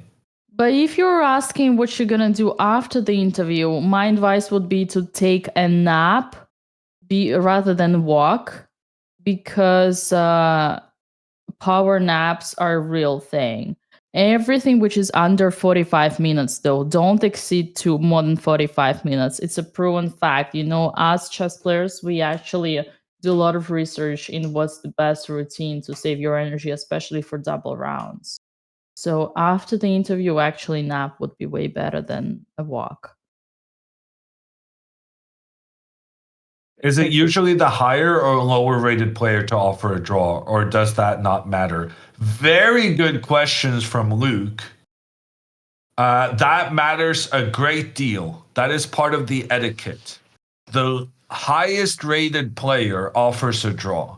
As the lowest rated player, you do not offer a draw, even if the position is very drawish. It is the highest rated player's prerogative to decide whether they're done fooling around. I could have chosen a better word there. Yeah, although on practice, higher rated level players or like those who have been winning all game have so much ego that they never offer draws just because you just see them by repeating the moves. You repeat the moves and let him kind of figure it out. The annoying part about this position is right now, if anyone could have an advantage, it would be white because they have a king and a pawn that are way more advanced, and even the rook is kind of almost more like almost everything is more active. But the guy doesn't have ambitions. I mean, not that he should. No, that's fine. No, I'm actually trolling him.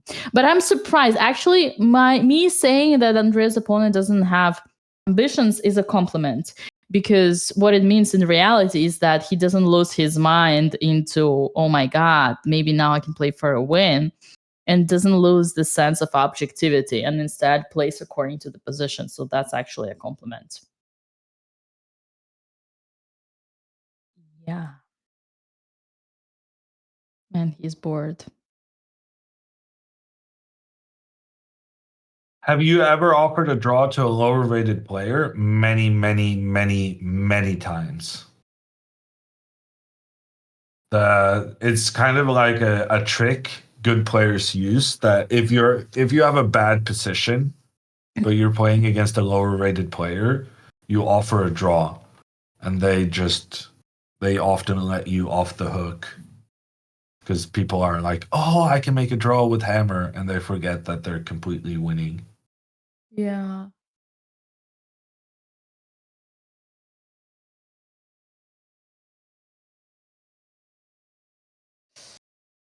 Yeah. And also, you are allowed, as the lower rated player, to offer a draw if you're better. True. Also.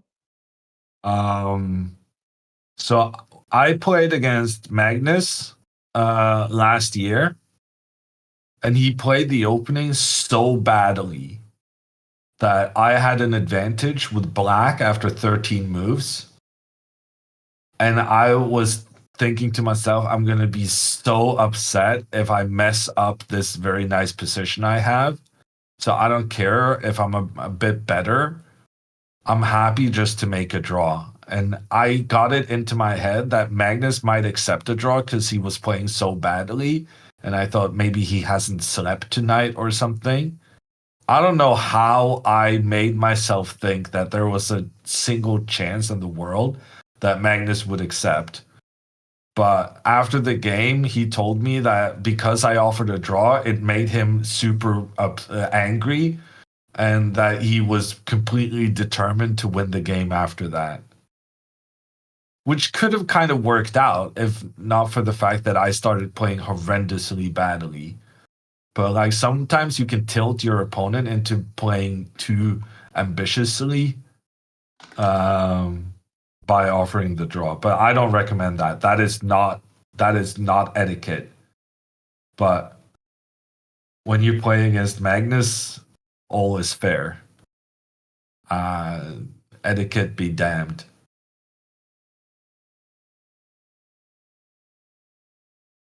You offered him a draw after 13 moves. You don't realize how badly he played the opening. Yeah, go ahead. If I had played correctly, computer was giving me like 0.6.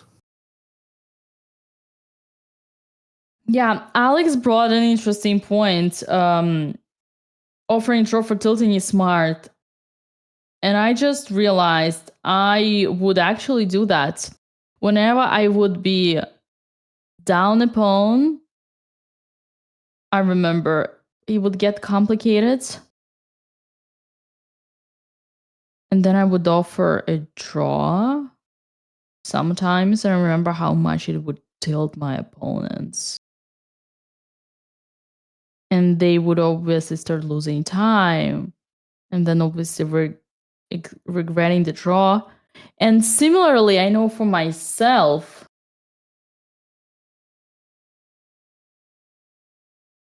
that whenever people would offer me a draw just in a complex position, it would actually completely get me out of the comfort zone, like kind of like out of the out of the zone. You never want to draw. Oh, they made a draw. Yeah, perfect timing. GG. GG's. Oh well. And with that, Andrea Botez is heading towards the round 5 with 2.5 out of 4. Amazing game played by Andrea. Amazing endgame technique. Lots of personal growth, but unfortunately, it all went thrown away to the garbage bin because of the blunder. Bright side, the garbage bin is recycled, and it's a green garbage bin and saves the planet because Andrea actually has lots of positive moments to take out of this game. Yeah, but the frustration is understandable.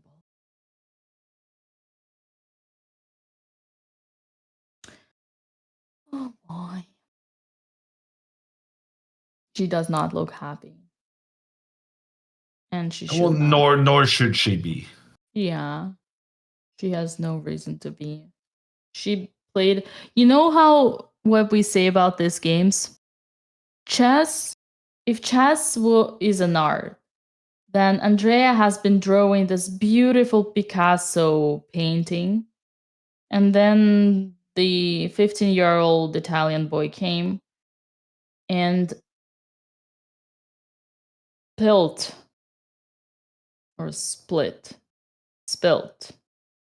through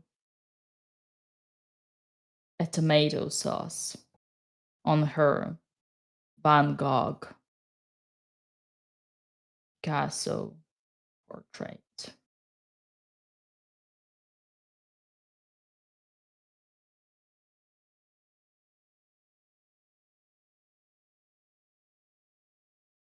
Spilt.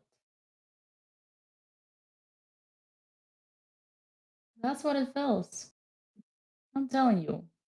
I think that it's the tomato sauce they're reacting to, Dina.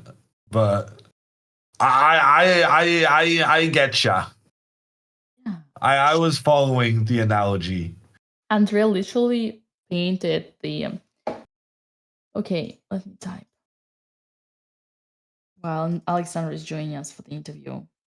Most renowned painting. Mona Lisa.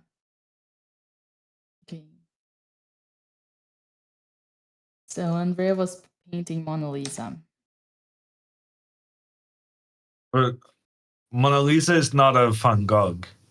Yeah, no, I actually like this. What is this?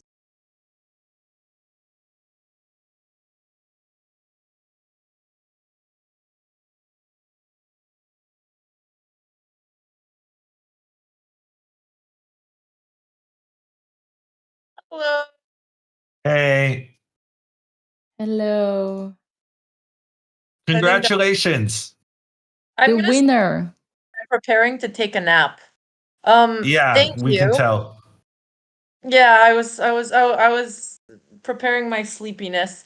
Thank you. I feel good about it. I maybe messed up my same-ish. I don't remember if I was supposed to play knight to e2 or queenside castle right away or any of that, but it is what it is. Yeah, no, it was fine. It was fine.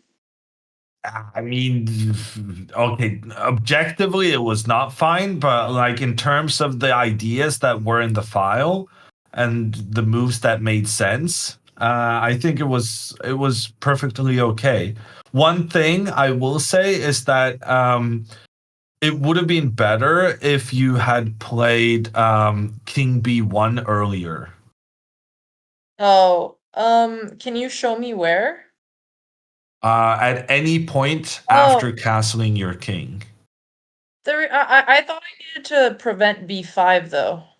Yeah, but King B1 is preventing B5 because after King B1, B5, you can go Knight D5, and that's the key point of King B1 is that you're offering this queen trade, and if Black accepts the queen trade, then you don't have to recapture immediately, and instead you can do the intermezzo with the check Mhm. capturing the pawn.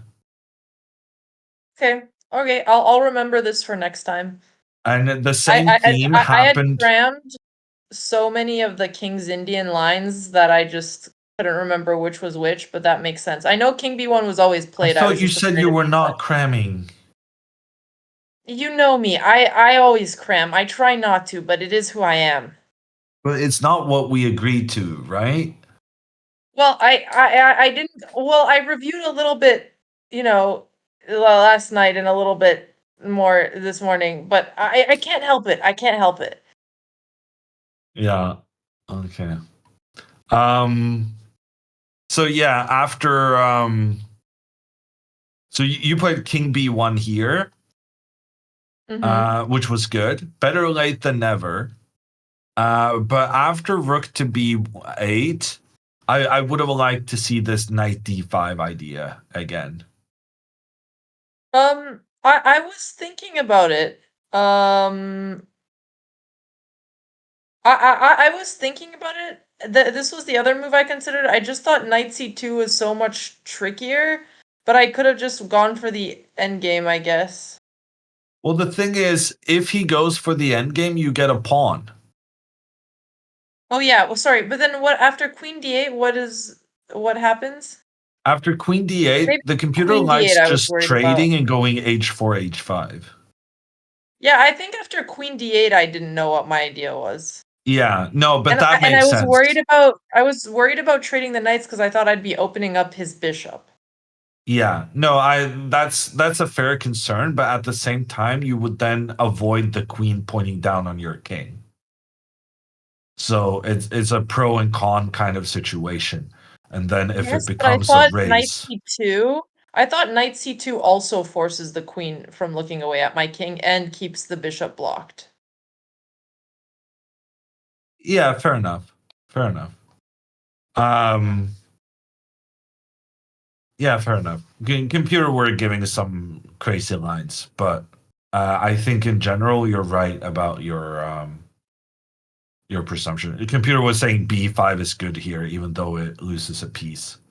But I Oh, perfectly understand why you would have thought that's yeah, I thought I could take back on B5 and then push B4.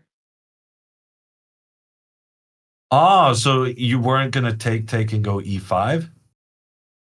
No, here I thought I could here I thought I could take on on B5 and then push B4 instead. That makes sense. And why doesn't this work? Yeah, I don't know. You tell me.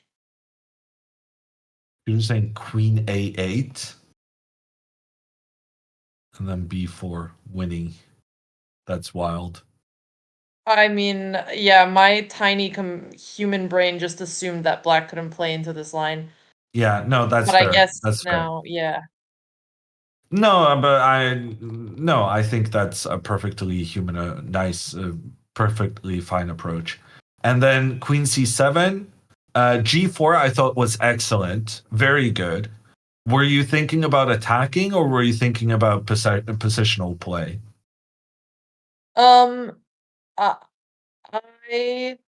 was thinking about the threat that ended up happening on the board. Oh, yeah, no, we didn't even see that threat. Yeah, because here e5 is a threat, so I thought that you have to play like rook d8 or something. Yeah, but rook d8, then g5, and you win the e7 Yes. pawn. Yes, so I Well, thought this was actually, you extremely trapped the tricky for queen. black. Yeah. I thought all of this was because I thought once I kick out the knight and get my knight into the center, this looks very scary. Yeah. And then that was the point I was trying to make, if somewhat poorly, with this g4 move. Because it's not really about attacking the king, it's just about dislodging the knight from the d5 square. Yes. Yes, exactly. That's what I was going for. Okay, and this also then makes sense that you played this e5 move so incredibly quickly, because that was your plan going g4. Yes. Yeah, so I just double checked I it. told Dina, like, one of the, I don't really have any big comments to the game, but I did say that one of the things I wanted to bring up was that you played e5 too quickly in my mind. But if you had already calculated all of it, I guess it's fine. It's a fantastic move. It's really, really good. And I actually supported you, Alex, here and kept telling Hammer that, it's fake that you think that Alexandra doesn't think enough. She always thinks when it's opponent's time, and that's very smart because she saves her time and puts opponent under huge pressure, which you did. I will say time management is generally one of my better skills. And then after take, g5. No, you took on c5. Yes. Yeah, so here g5 would have been better. I thought g5 had a little more. Well, why is this better? Just So if you follow the same line, you have knight to d5 attacking the queen. The only way the queen can keep control of the knight is to go queen d6, and then you have queen f2, and you're both threatening on c5, and you're threatening knight to f6. got him. I thought that he would sack his knight in this line and bring the rook to d8, and that maybe he had more play that way. So I thought taking the queen away from the protection was better. I'm sure it was bad. This is what I didn't want to get into. Sure. But the continued pressure you have on the c5 knight, combined with the knight's ability to attack the queen, means that these variations are still okay for black. Makes sense. No, for white, I mean. And the benefit of this is that you still have control of the dark squares, which was a concern in Oh what happened in no. the game. Andrea texted me and she goes, I'm dropping out of this stupid tournament. Chess is stupid. I don't want to play this dumb, pointless game anymore. Okay, I'm not dropping out, but I wish I could. Yeah, we kind of predicted that. Well, that's why I keep actually being so biased towards Andrea, because I actually think that she needs to learn how to embrace the progress that she does, and she clearly does not gonna do that alone. Yeah. You just played one bad move. She played like her best chess, okay, one move through the game, but she clearly has done so much progress, and yeah, wish she would find a way to focus on that. She said, no chat. It's okay. I will go to bed. Well, that went well. I am done with this stupid game. Hammer was right. Oh? She's typing. I am not meant to be a chess player. What are you talking about? Hammer, you never I said that, did don't you? think I've said that. I think she's referring to Hammer saying she something about the end games, but Andrea played this end game like a grandmaster.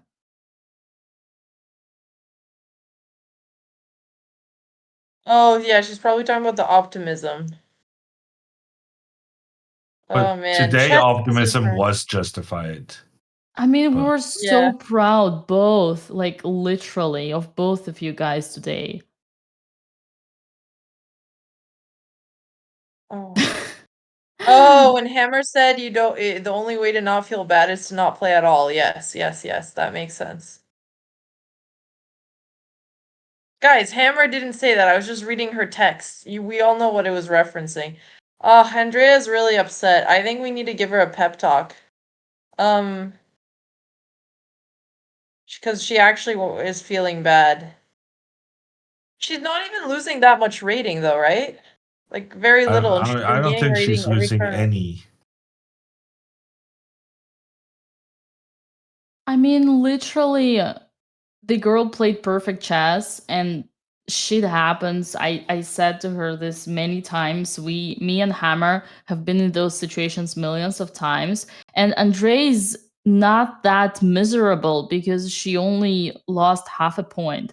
For me and Hammer, millions of times it happened that we would lose a game because of one stupid move blunder, but it doesn't mean anything. A point doesn't mean anything. What means is that you you learn how to play good moves. This is what matters. Like, you're not here to win world chess championship. You're here to improve your game and to show how you can overcome yourself and inspire other people to overcome themselves. And that's what Andrea have been doing today. So for me, it's super frustrating and upsetting and heartbreaking to see that she's actually her biggest enemy right now. I know, she doesn't want to talk, she just wants to sleep. I'll try to talk to her. I just realized, Alexandra, you avoided some nasty traps here after knight h7.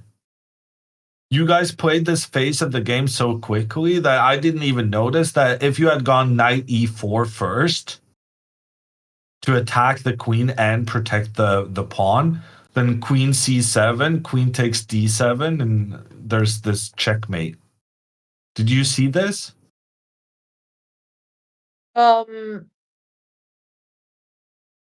No.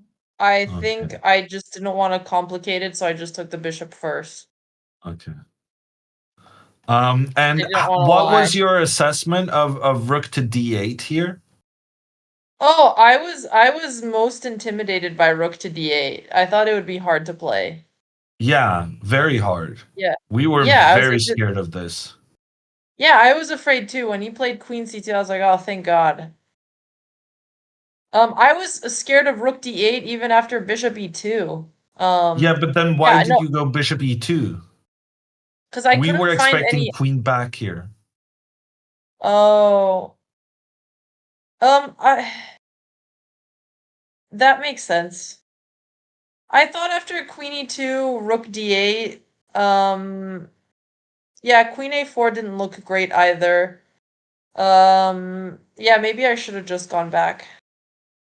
Okay, It for felt some it felt reason, very it felt very passive. I was there's I don't remember what I was afraid of here. computer is saying it's equal, but to me this just looks winning for you. Oh, computer is saying queen takes c4. That is wild. Oh yeah. Okay, that explains it then, but then you can go queen f3 instead. This, I think, is just winning for you. Like, computer is not giving you a winning advantage, but I think in practical play, black has nothing.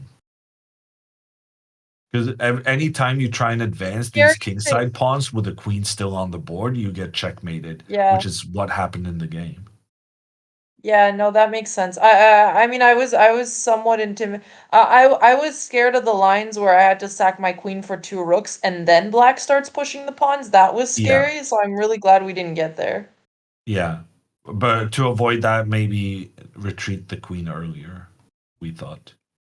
Yeah, no, that makes sense. But after that, you had this completely under control, right? I thought it was a great game. I genuinely, Alexandra, you have 4 good games now. Yay! No, but this is great. I'll take it. I'll take the compliments. Oh, am I the only leader in the tournament? Really? Wait, no, I there's still don't. somebody playing. I'm scared of the Chinese guy because the Chinese players are usually underrated FIDE. So he's playing a German dude today. I don't know how that went, but I'm frightened. Yeah, The they Indians and, are. and the Chinese are very scary. It's like that Chinese guy who played in Prague and last tournament it was like 2,500 with no title. Where do they come from? Alexandra, It's terrifying. the Chinese player is a girl. Oh, okay, okay. It's even scarier now. Yeah, no, I'm just that doesn't change anything. I'm just as scared. Yeah, Okay. it even puts even more pressure. Yeah. Why is that more pressure? Hammer, if Well, you were a girl, you would get it. I'm for me, I think not. it's the same. I don't think it really changes it for me. Yeah, no. I it's just the underrated FIDE points that scare me. Um, but that's okay. Uh, But now you're one of the underrateds as well. am I? I hope so. I mean, the way you're playing now, you're playing like a 2200. The thing about me is I'm a very streaky player. When I get tilted, I lose extra elo because I'm so angry. When I'm winning, I just care so much more and I play better. So hopefully I can keep this up. Yeah, Yeah, I feel like I'm either playing like a 2200 or a 1600. You never know which Alex you're gonna get. But now that I'm not tilted, I'm hoping it's the former. yeah. Yeah, yeah. Okay, well, I should probably get some sleep, just to try to nap a little bit before the next game, right? Yeah. Yep. Okay. Don't do too much though. No more than 45 minutes because then you get into deep sleep and then you're actually gonna feel very tired. Well, I don't know if it's possible to wake myself up early from a nap. Like, I intend to, and then the alarm comes off and I'm just angry at the world and there's no way in hell I'm waking up. But I'll try. But Well, yeah, I'll try to do like the whole power nap thing. I don't trust myself. Like I like the amount of times I said I'll wake up early from a nap and achieved it is very low. well, as long as you wake up on time for the next game, that's all we ask for in the end of the day. Yes, that much I can do. That much I can do. Um, yeah. Nap through the game to assert dominance, maybe not. Hammer, are we gonna prep for our next opponent? Yeah, but not much. Just check Okay. their games just to have some awareness of where the direction. But you're not going to spend more than 15 minutes looking at some prep. So your 15 minutes is like 45 minutes for me. So I think that's solid. Okay. I'm not Okay. even sure you'll get the pairings 45 minutes before the round starts. No, that's true. Okay, well, I'm gonna go sleep. Thank you, Hammer. Thank you, Dina. Thank you, chat. We will see you guys very soon. We're gonna keep our energy for this double round. Andrea's gonna feel a lot better after she wins, and once I take down the next person, I'll be the sole leader of the tournament, hopefully. Let's go. Congratulations, champion, and good luck in your next game. Thank you, guys. Bye-bye. Bye. Bye. All right, Mr. Hammer. For everybody in chat, I do need to remind you that this event is sponsored by Coinbase, and we have $20,000 dollars in giveaway in cryptocurrencies. So by the end of today's big day at the office, we're gonna find out about 4 of our winners, since Alexandra has already brought the win for the Botez family. So do not forget to use the command raffle and Coinbase and sign up for the giveaway in the doc form. Fill in with the email address that you have already used for your account or about to use to create one, and do claim your $20 off using the code BOTEZ20. Hammer, big day in the office. We hoped this would have been a short one after Alexandra's stroke with an impressive win in 2 hours only, but then Andrea kept impressing us until the accident happened. But the biggest takeaway from this is that results are not always the definition of the play. It doesn't define your level of play. Yeah. And that's what hopefully Andrea comes to terms with. The problem is she needs to come to term with it in 3 hours. The next round is starting in only 3 hours. And before that time, Andrea needs to be kind to herself and realize that other than one bad move, she played a perfect game and she was so close to getting one of the cleanest endgame wins we've ever seen a Botez execute.